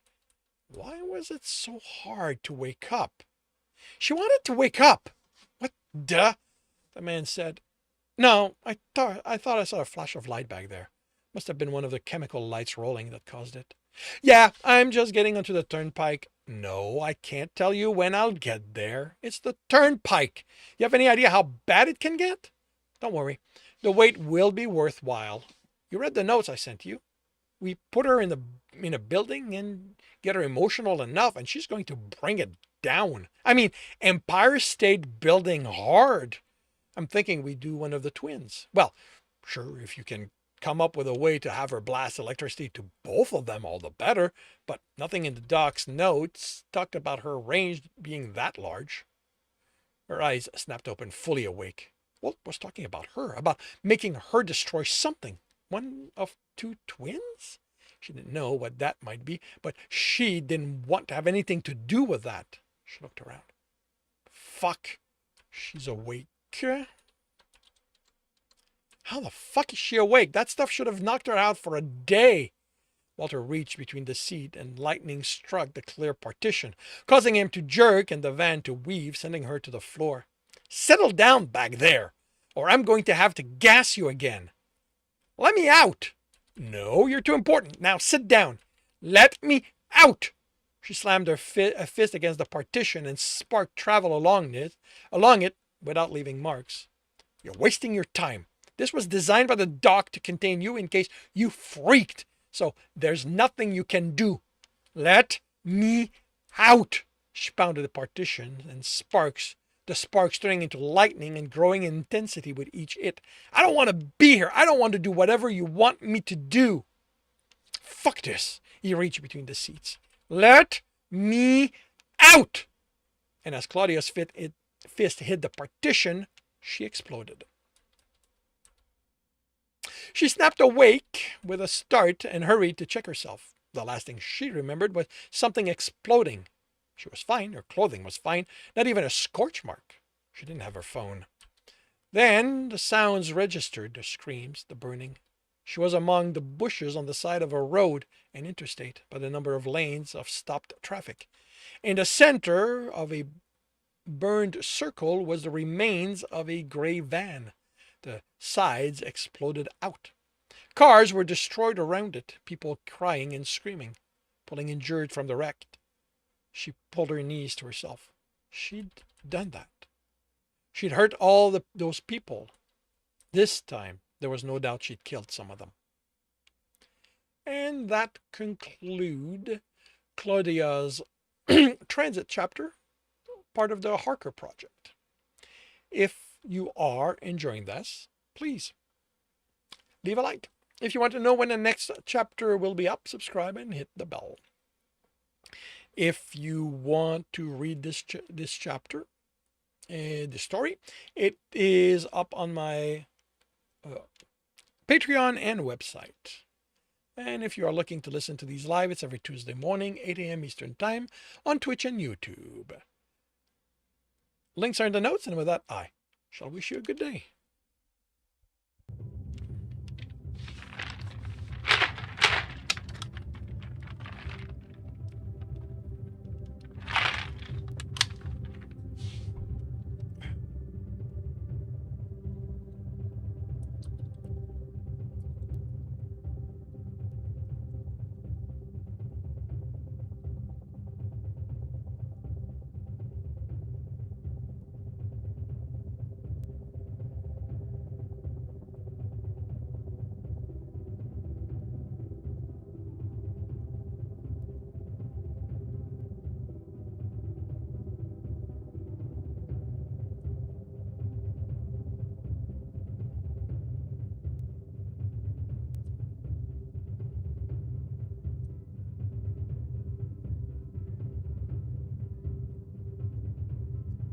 Alright, let's see if this will pose, because being a different section, I can pose that. Try to post it.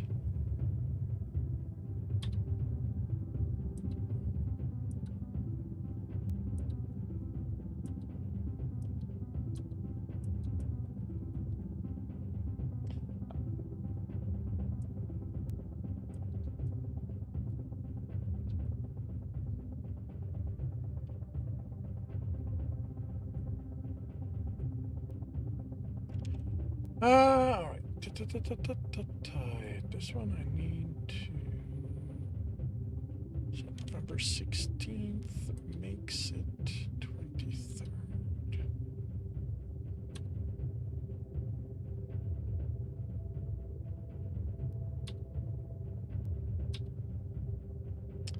And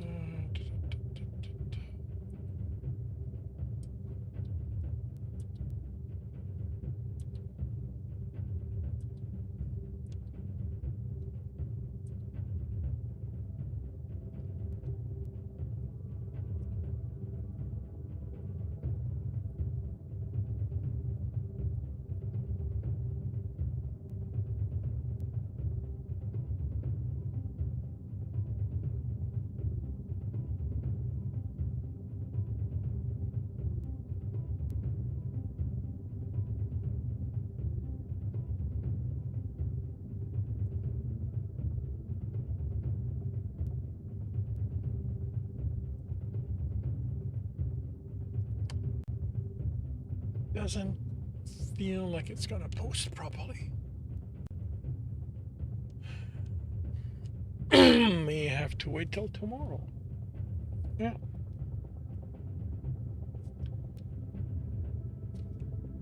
Unless there's something on the Discord.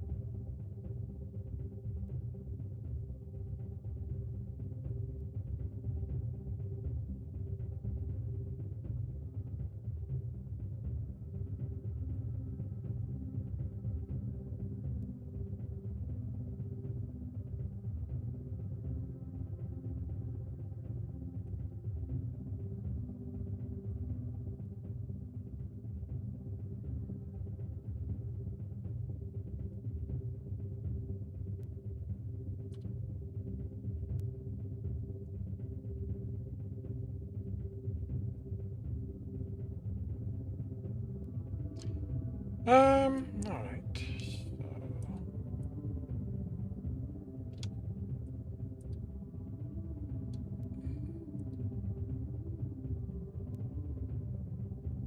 And moving on to tournaments.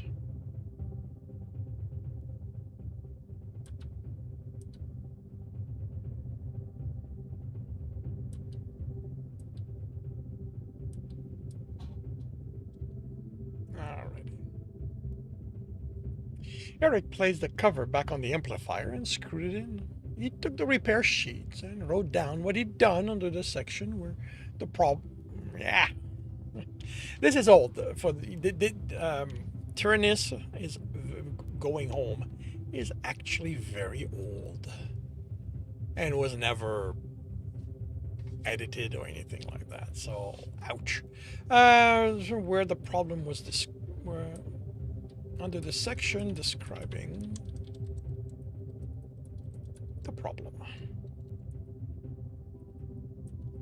And there'll be a lot of was a verb. Was then a verb.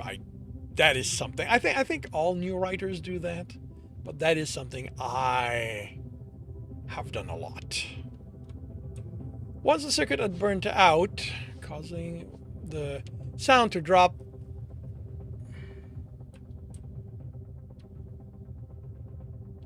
Okay, 1 of the circuit had burnt out, causing the sound to drop in mid-range. Sounds to drop out.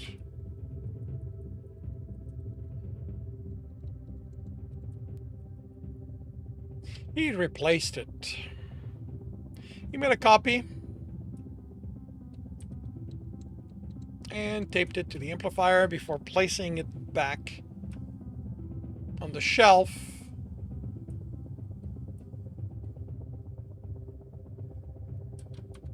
in the done side of the room.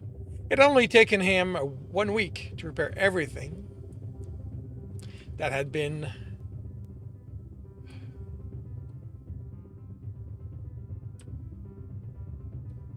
repair the 10 items.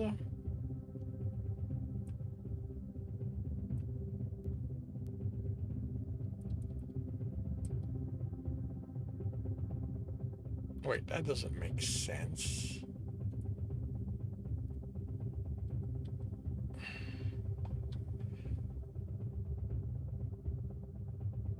Oh, okay. Okay. That had been... It only took him 1 week to repair everything that had been...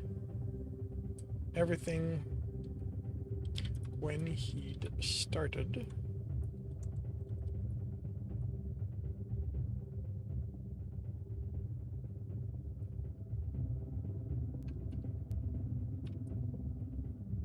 And all but 10.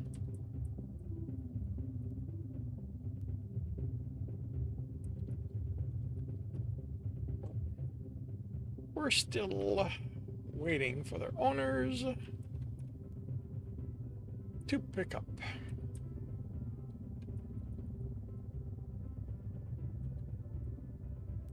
He brought the original to the front of the story. That's another mistake I make often, although not as often anymore, I hope. The store and placed it on the counter next to Milton. Here you go. The man glanced at it from the radio he was working on. Is that the last one? Yes. Milton looked at his watch and shook his head.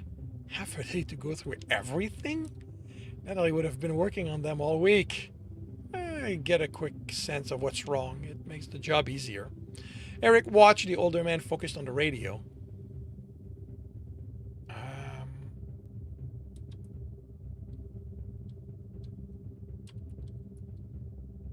On the old radio. The problem was with one of the capacitor on the opposite side of where Milton was working. Eric didn't comment. He was sure the man just enjoyed having his hand in a piece of electronic. You could have left something. Could have left something. But what did I just? No. To work on tomorrow. Let me think. I'm working you too hard or something. Milton grinned without looking up. It doesn't feel right to leave anything unfinished, and I think it's too late to convince you you're overworking me. Milton chuckled. I'm old. You could probably convince me I'm going senile and not remember a thing right. Eric placed a hand over his heart. Really? You think I'm that vile of a person? He had trouble not laughing when Milton looked at him over the rim of his glasses. Fine. Get out of here. I'll call you when there's enough to keep you busy for a few hours. Hey, Drowning Devil. Welcome to the stream. How are you doing today? Are you sure? I don't mind sticking around in case someone brings something in. Milton made a shooing motion. Go live your life. Go act like all aimless. Go act aimless like all the kids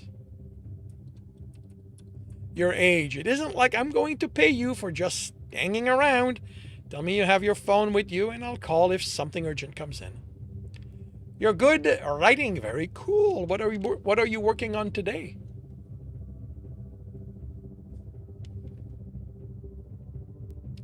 Eric patted himself. Milton looked at him like he was playing a joke, but Eric wasn't used to a phone being so small, and he kept forgetting which pocket he put it in. He found it in his breast pocket, flipped it open, and showed it Milton. How is it that a decker like you managed to find yourself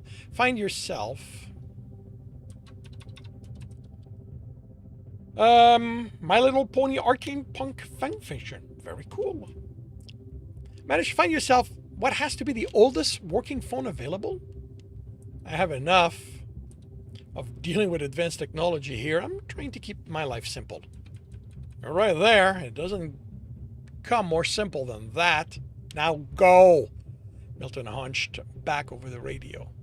Eric put the phone away. If you're certain. Milton growled and Eric hurried out. When Eric had asked for some time off 2 weeks before, he'd said he had friends from out of town visiting. He hadn't wanted to tell him he was going to spend time with the children of the wind, instead of just giving him... Okay, that's a little clunky. When Eric had asked for some time off 2 weeks before, he'd said he'd had friends from out of town visiting.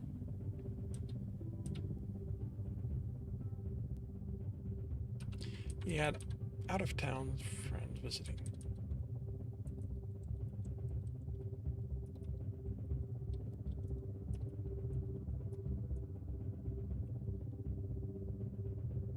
Out-of-town friends visiting. Why wouldn't he want to say that?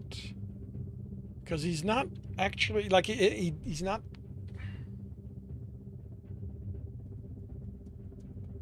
You know what? I don't... And it's not needed. Instead of just giving him the time off, Milton had reworked how he paid Eric, switching from an hourly wage to a per item one. He based it on how long Natalie would have taken on average, and with this method, Eric could earn his week's pay in a couple of hours. He'd only come in 3 times in the 2 weeks he'd spent with listens to the wind, and now he'd probably have a few days before there was enough to make it worth coming in. Okay, I've said that before. To make it worthwhile. Instead of heading back to his room, he walked to Evermore Street and made a left. He passed small convenience stores, a pharmacy, and a neighborhood grocery before reaching Connected Coffee, an internet cafe. He was more comfortable using computers now, but not enough he wanted one in his room. He was worried about what having something this advance. I don't need technologically. This advance around him all the time would do to him. I do want to keep that.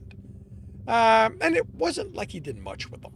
Catching up with the times was about it. And today, trying to see if anyone from his past was still around. He bought a plain coffee and sat at the first available computer. The previous user had left it on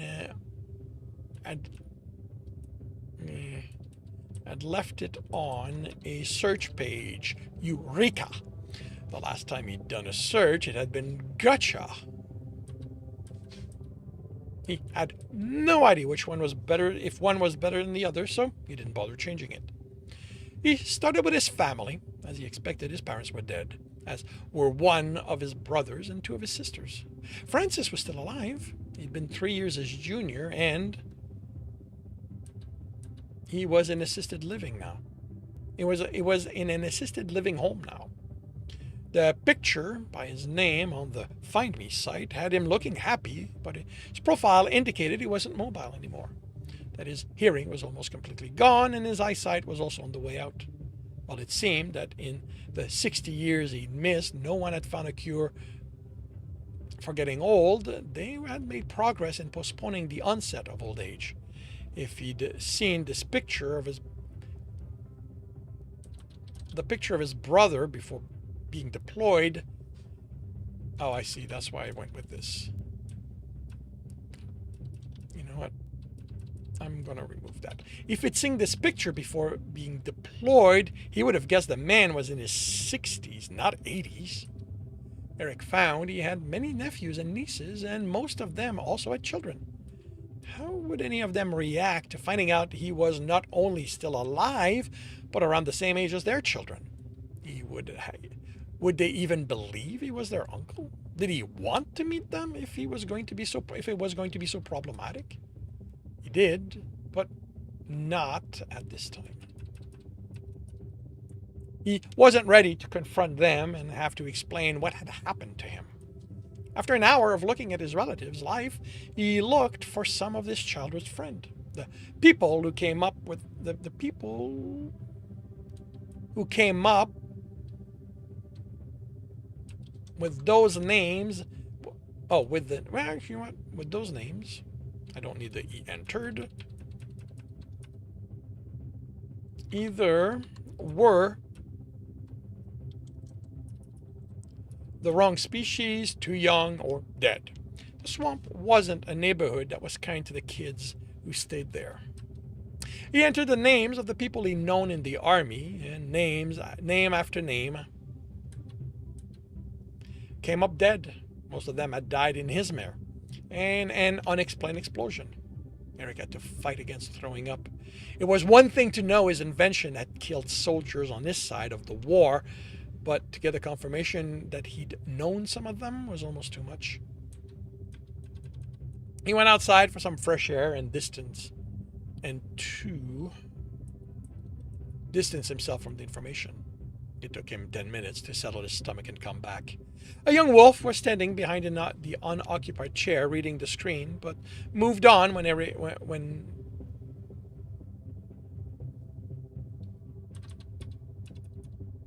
Eric came back. He thought about closing the search engine, finishing what was left of his coffee, and leaving.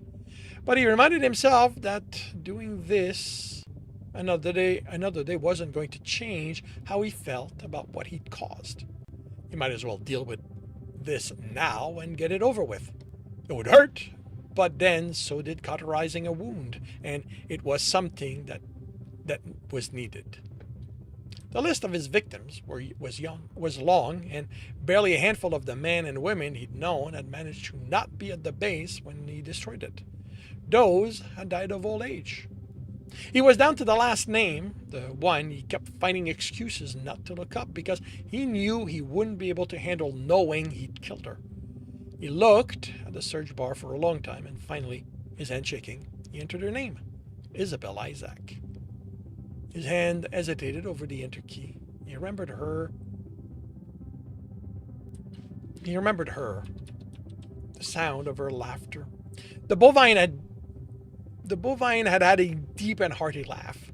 She'd been funny and smart, a hefty woman of great spirit. He pulled his hand away. He almost convinced himself to hit enter when he noticed the advanced search option. He read through them, berating himself for procrastinating, but he found out he could exclude terms from his search. He put explosion there. He didn't want to see anything that might confirm he'd killed her. The first result was an entry for the Strongberg faculty. He clicked on it and found himself looking into sparkling brown eyes he'd never thought he'd see again. She was much older in the picture, around the same age as her still living brother, by the look of her. No, actually, that would be his. He searched the page to find out when the picture had been taken. Was this a memorial? No, it was a schedule for the year. Isabel was alive, and she thought history. He had trouble breathing. She'd survived the war. She'd been in her late 70s. She'd be in her late 70s now, early 80s. He'd never ask her age, but he'd guess she was a few years younger than he had been when they met. He was out of his seat and headed for the door before he thought about it. He had to go see her, tell her what he hadn't had the guts and the time to say back then. He was on a sidewalk when the absurdity of what he was contemplating hit him. How could he do that to her? Even if she believed him, and he had no idea how he'd go about convincing her of who he was, 60 years separated them. The woman he remembered had been young, vibrant. He didn't know her, not who she was now. She'd probably forgotten him completely. They'd only gone on a couple of dates, and those tended to be forgettable at the best when they took place in the army's canteen. Had anything happened that he could bring up as proof of who he was? He didn't think so. No, wait, there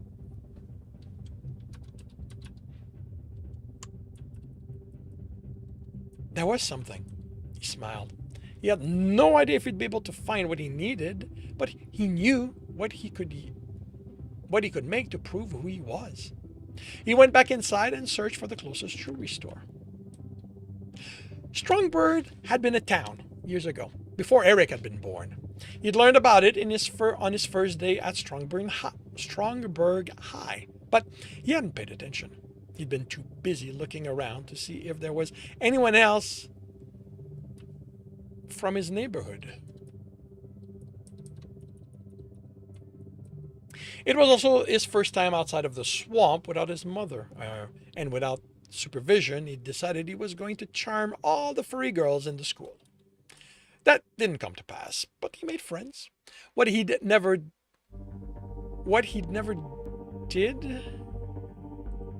done. In his first year there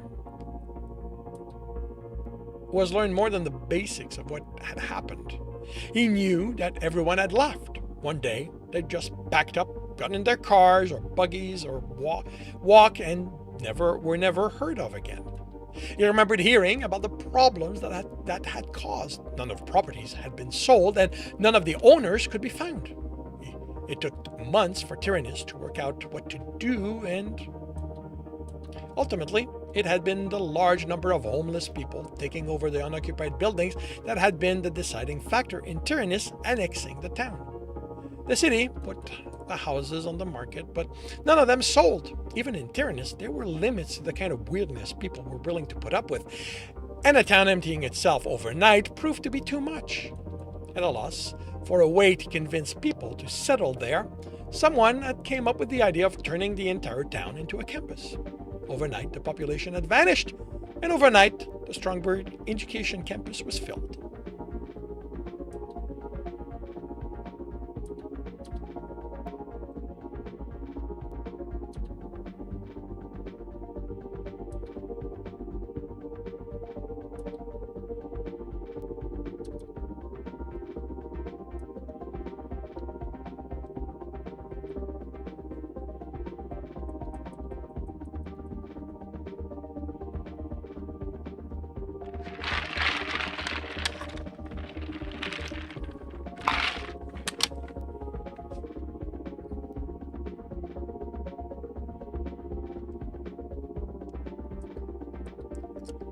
All right, let's see if this one will work.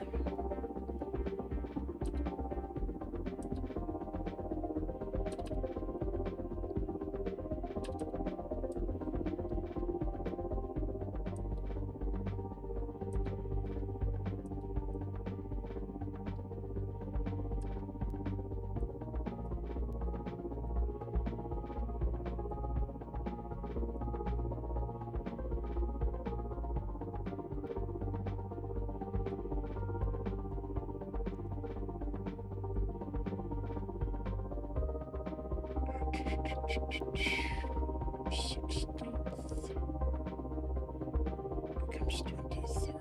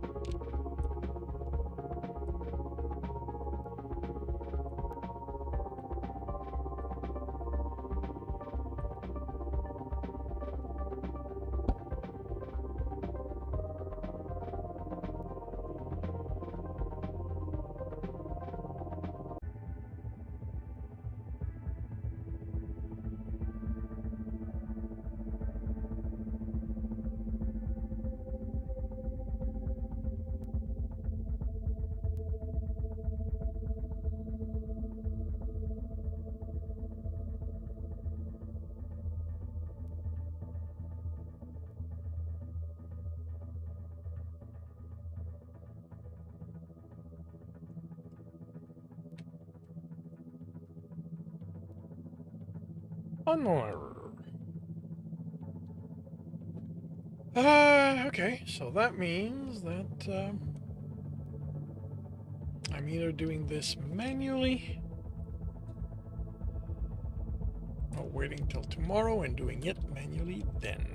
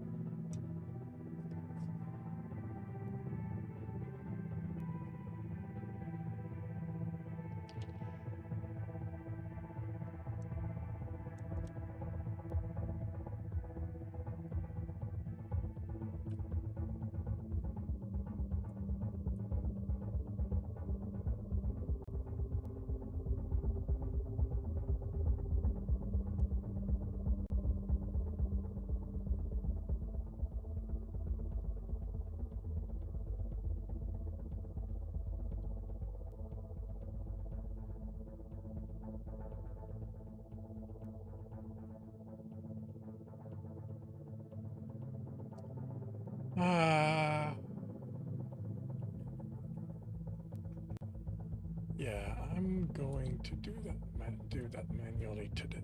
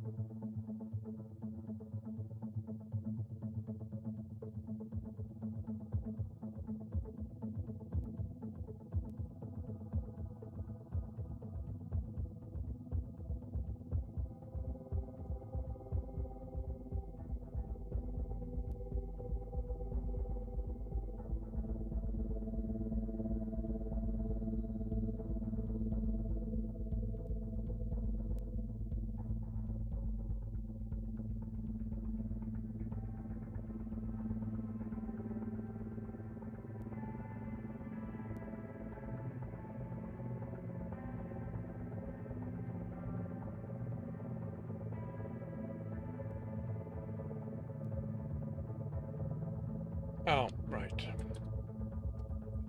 Deleted the file and I need to access it.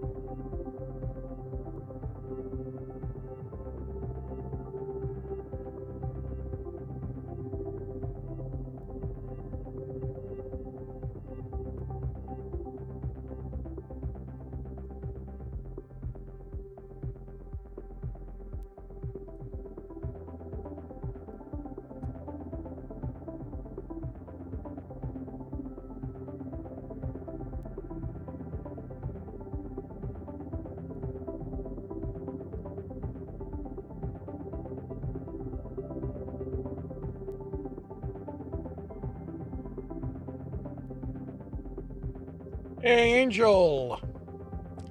Welcome to the stream. How are you doing today?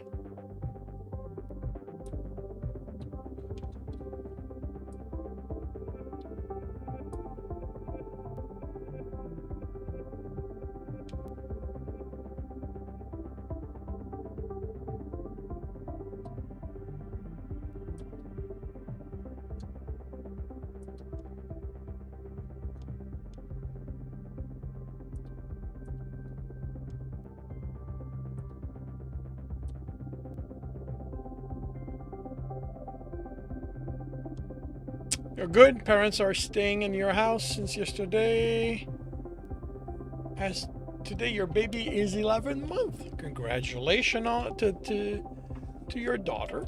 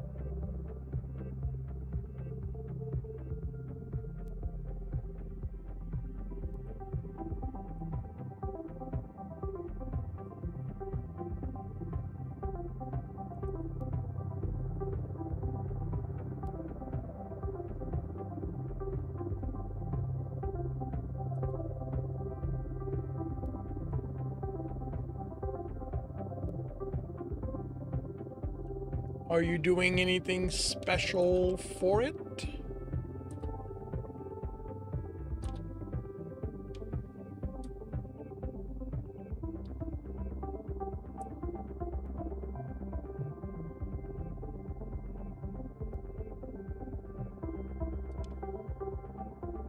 Next month, you'll do something. Cool.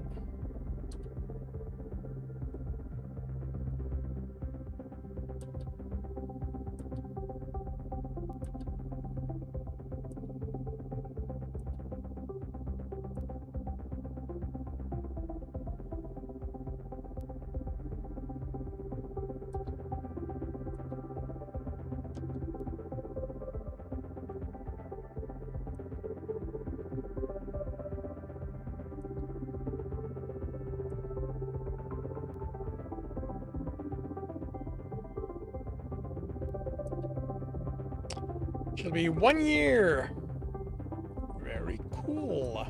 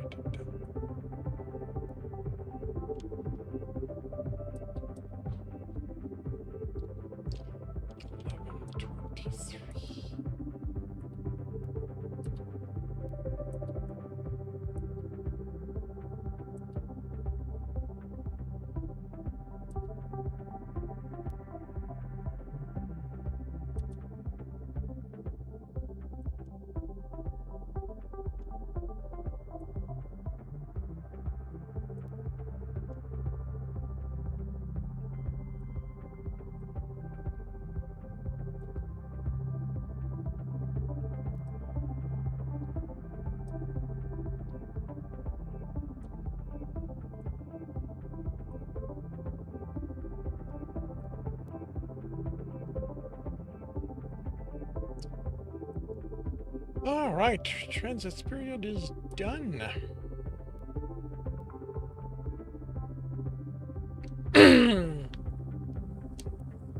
Which means that officially the school year is starting. Well, technically it's a few days before.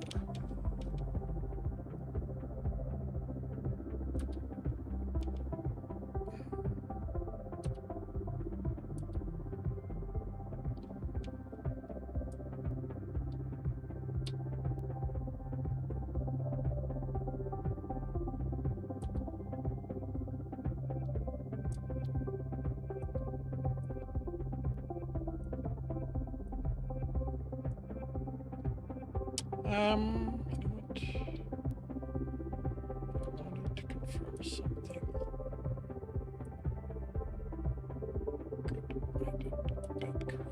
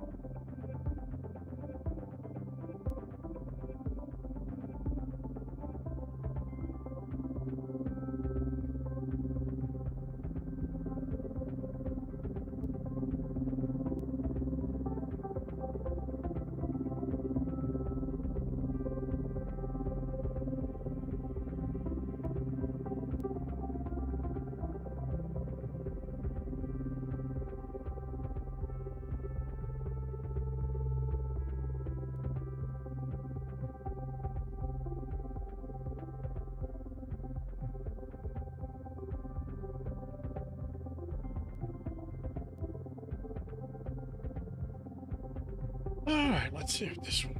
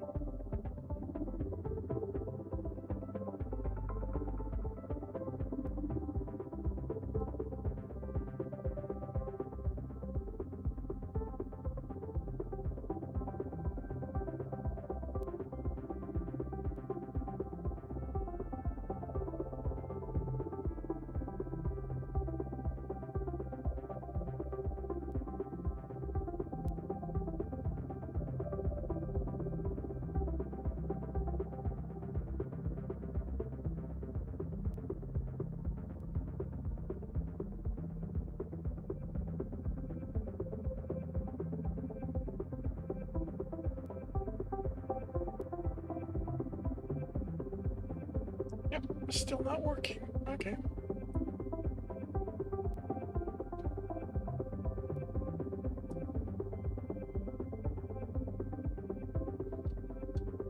Actually, this one might have a different reason. Well, now the date is still ahead, so... Well, the date is wrong.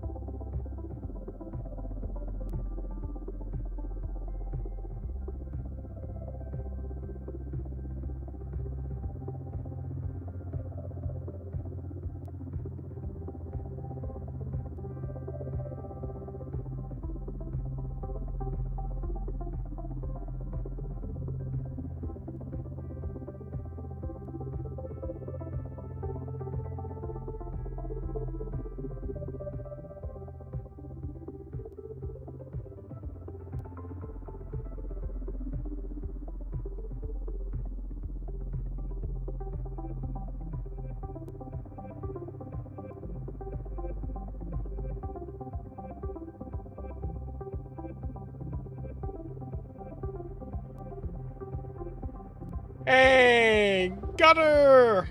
Welcome to the stream. How are you doing today?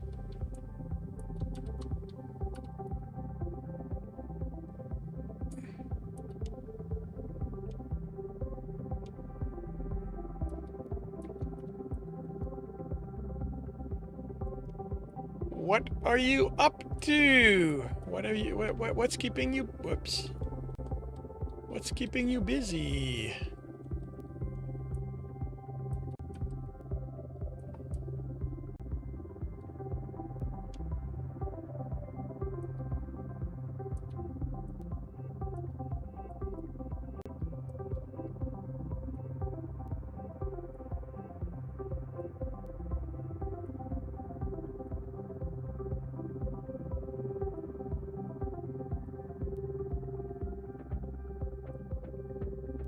Wait, I don't think I did.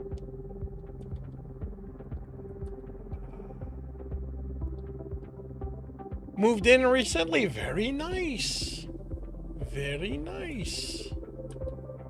Rolls into the new big bed. Always good. Always nice.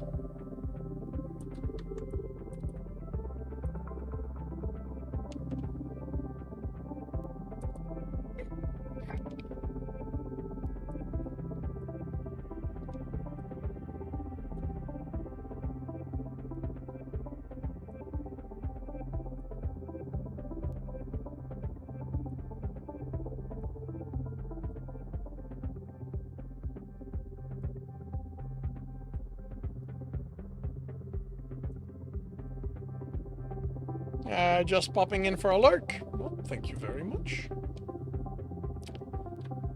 It is always appreciated.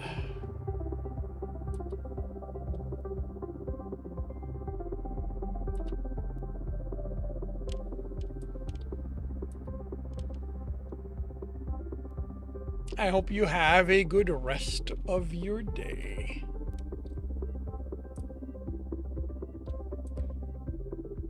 Alright, well, I had to do that manually, but it's all done.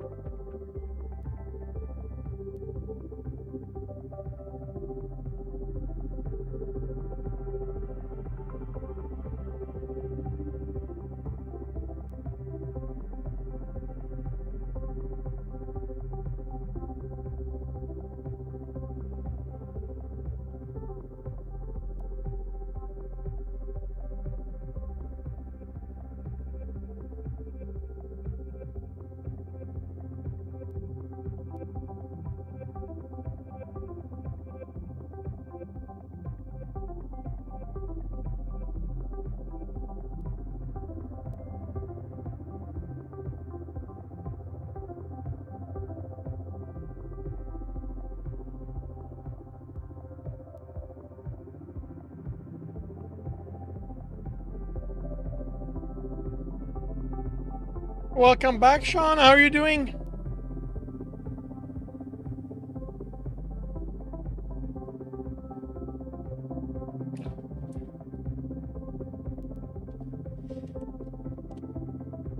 What are you up to today?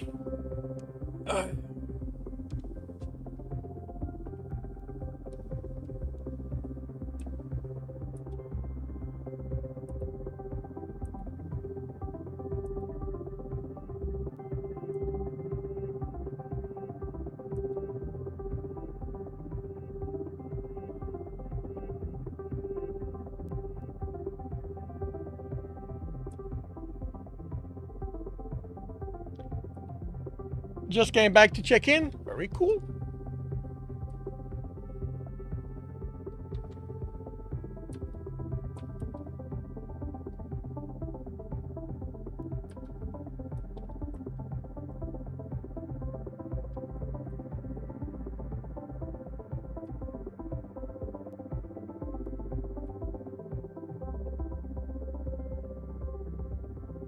That's interesting. Why are you...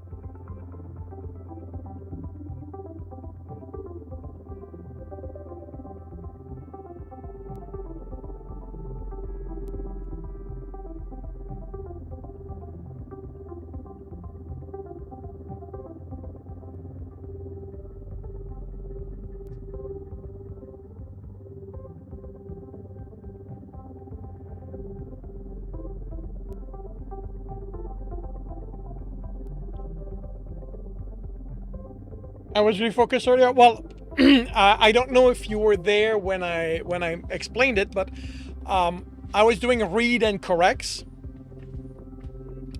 and I record them so I can post them as videos on YouTube. And while I do that, I actively ignore the chat, because this is supposed to be a little more professional.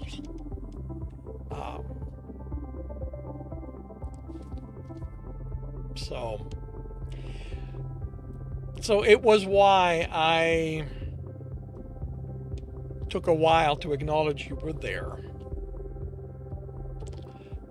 But yeah, those are...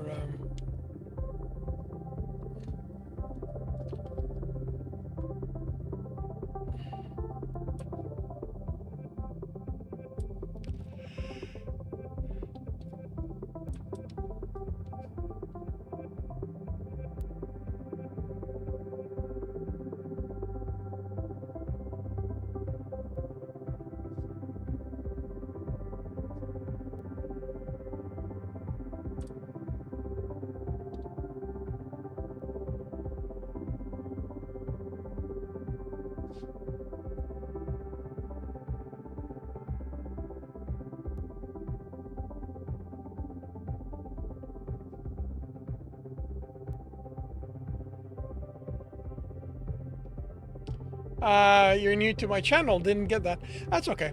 Thought today would just telling nerds. No.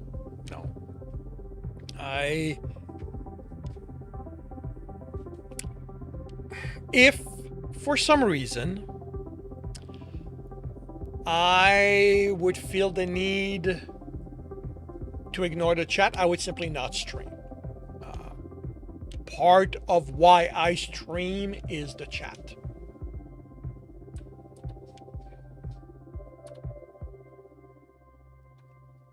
The interaction is one of the reasons why I do this.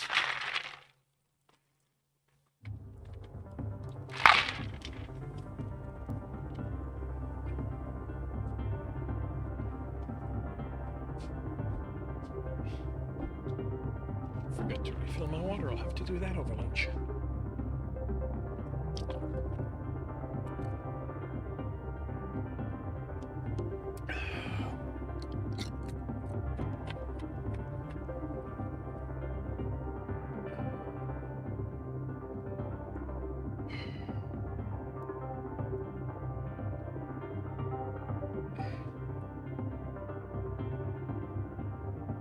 Yesterday I was not live. That is correct. Yesterday it was Thanksgiving up here in Canada, and to combat burnout, I have a strict rules of not working on holidays. Holidays and weekends, I am not allowed to work. Uh, that basically means I don't stream. I also try not to get any writing done. But once in a while, inspiration strikes and does not give me a choice. But on the whole,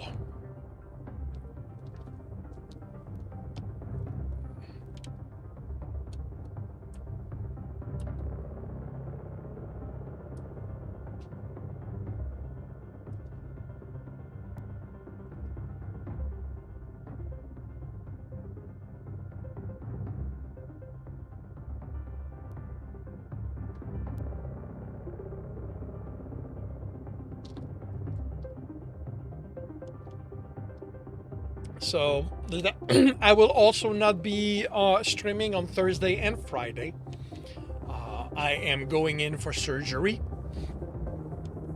It's pretty routine at this point. I'm just going to be staying overnight, coming back Friday afternoon. So next Monday I'll be back to my regular schedule. But yes, so today is a short week for me, today and tomorrow.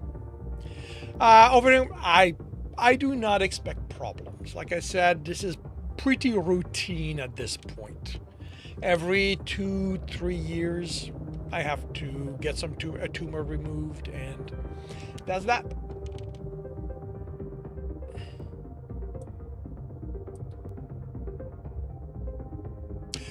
Oh, right, I forgot this.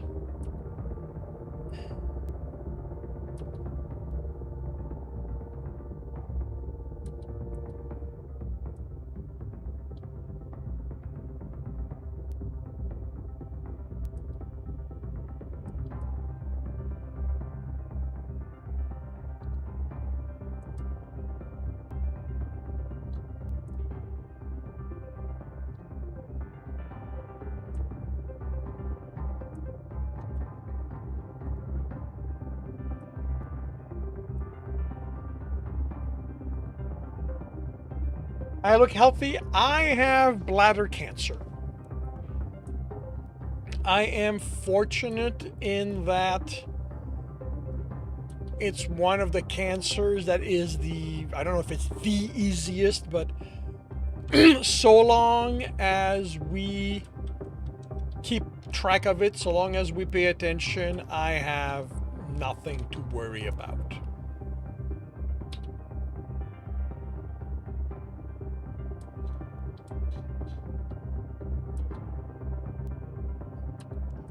It's an annoyance in that I need to get surgery to get a tumor removed every so often.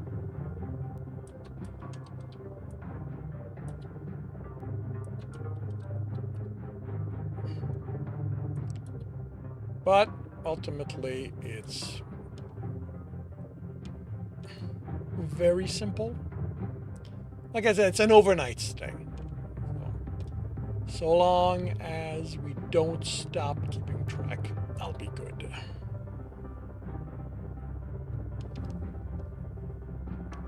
And it's easier to keep track now that I'm home full time. When I was a trucker, that was really annoying. Like, because it couldn't be planned quickly, because I was long haul, so I needed to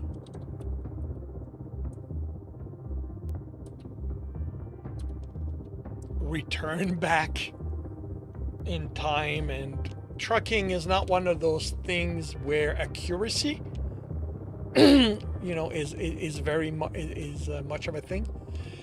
So, if I had a surgery on a day, literally had to tell my company I needed to be back 3 days early before that to ensure that I would be back on time. I never had a case of, missing a surgery, but it was a lot. It was annoying. Consider it good news that as it'll be. Oh yeah, I'll be fine. All right, that is done.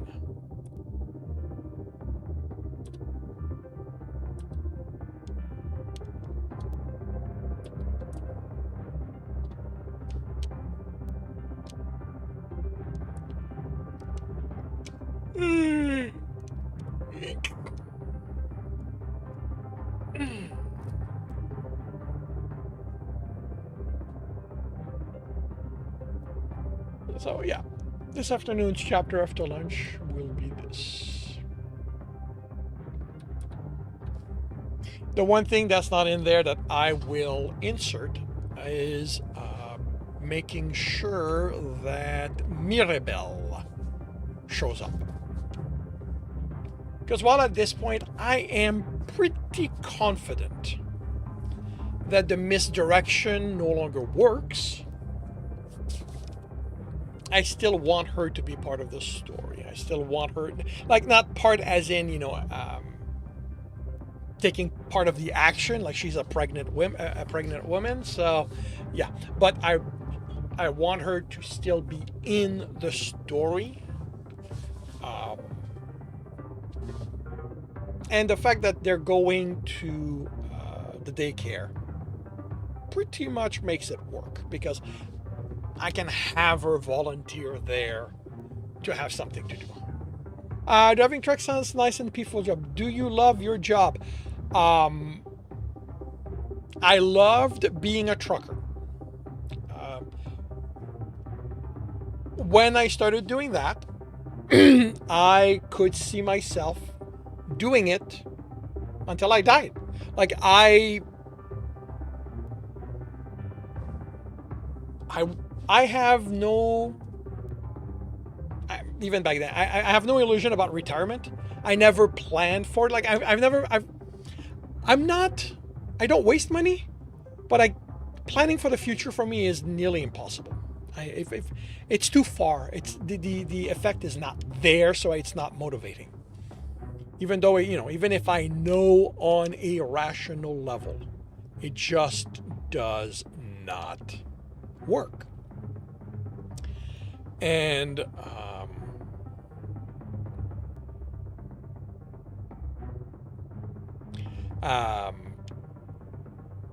so I could see myself trucking for the rest of my life.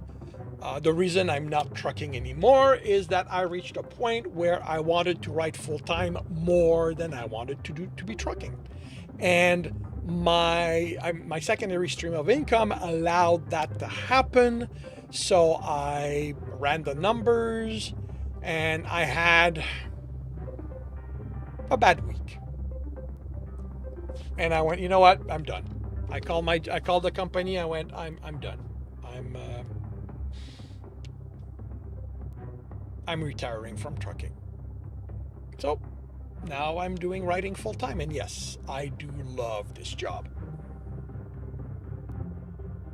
I very much love this job.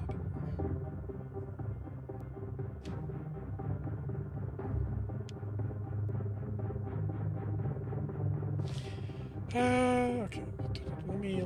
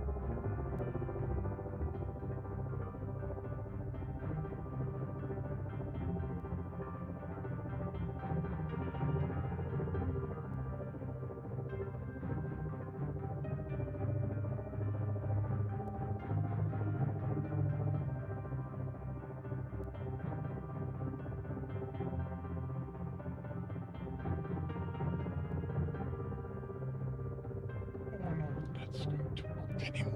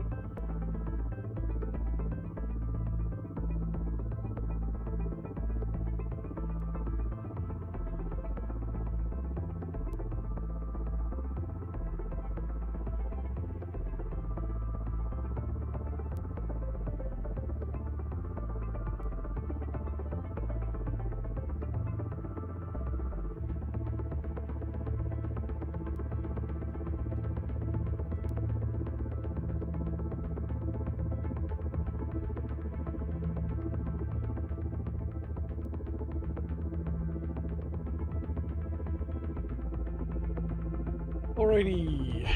It is time for me to take lunch.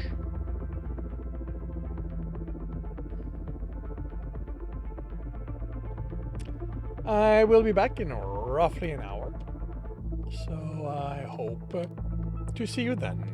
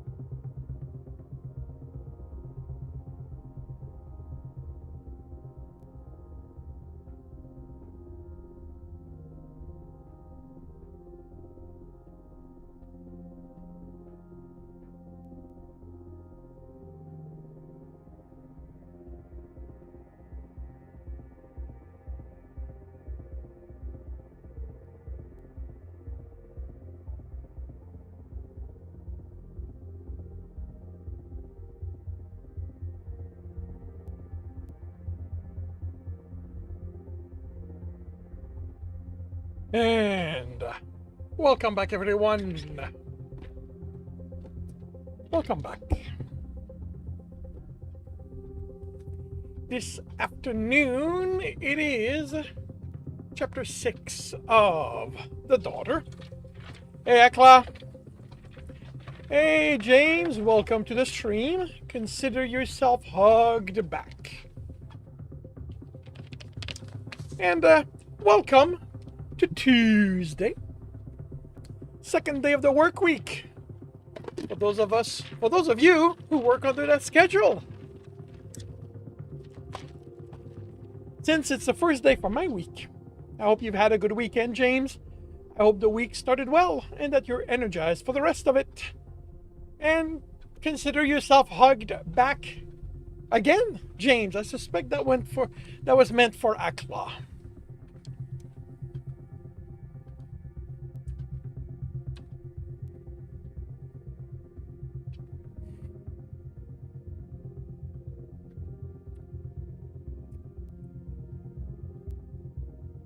Yes and no.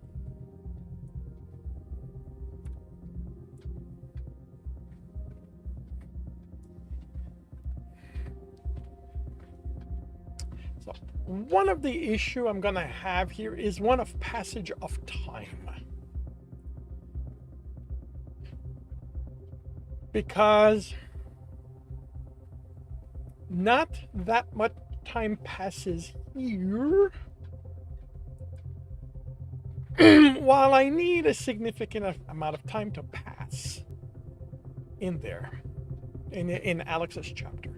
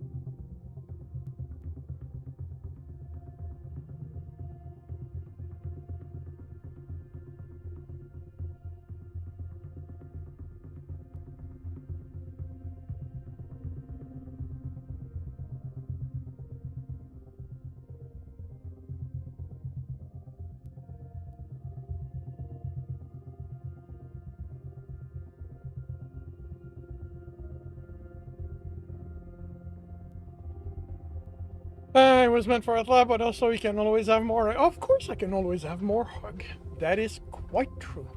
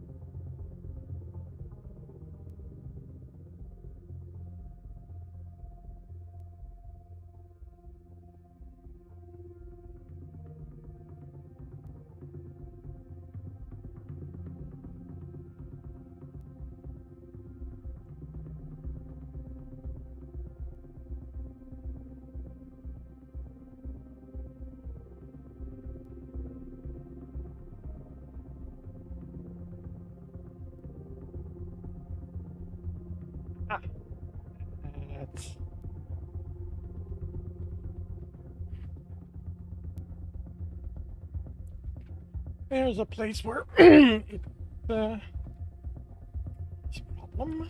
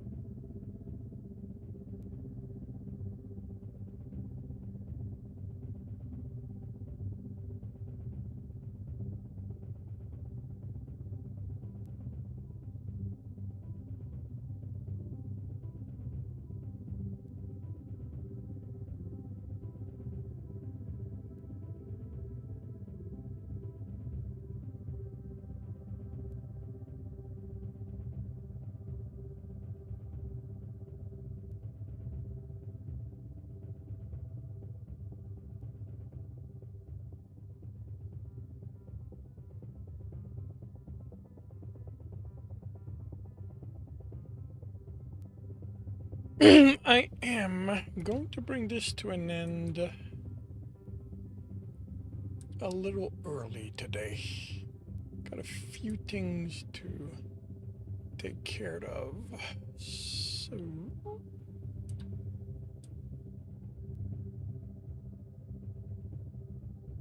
let's see who is. You are welcome, James.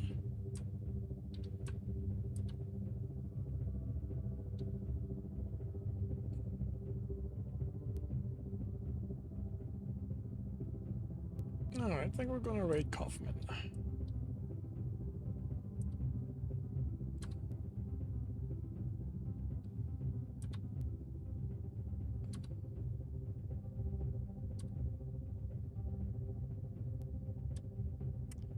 Alrighty.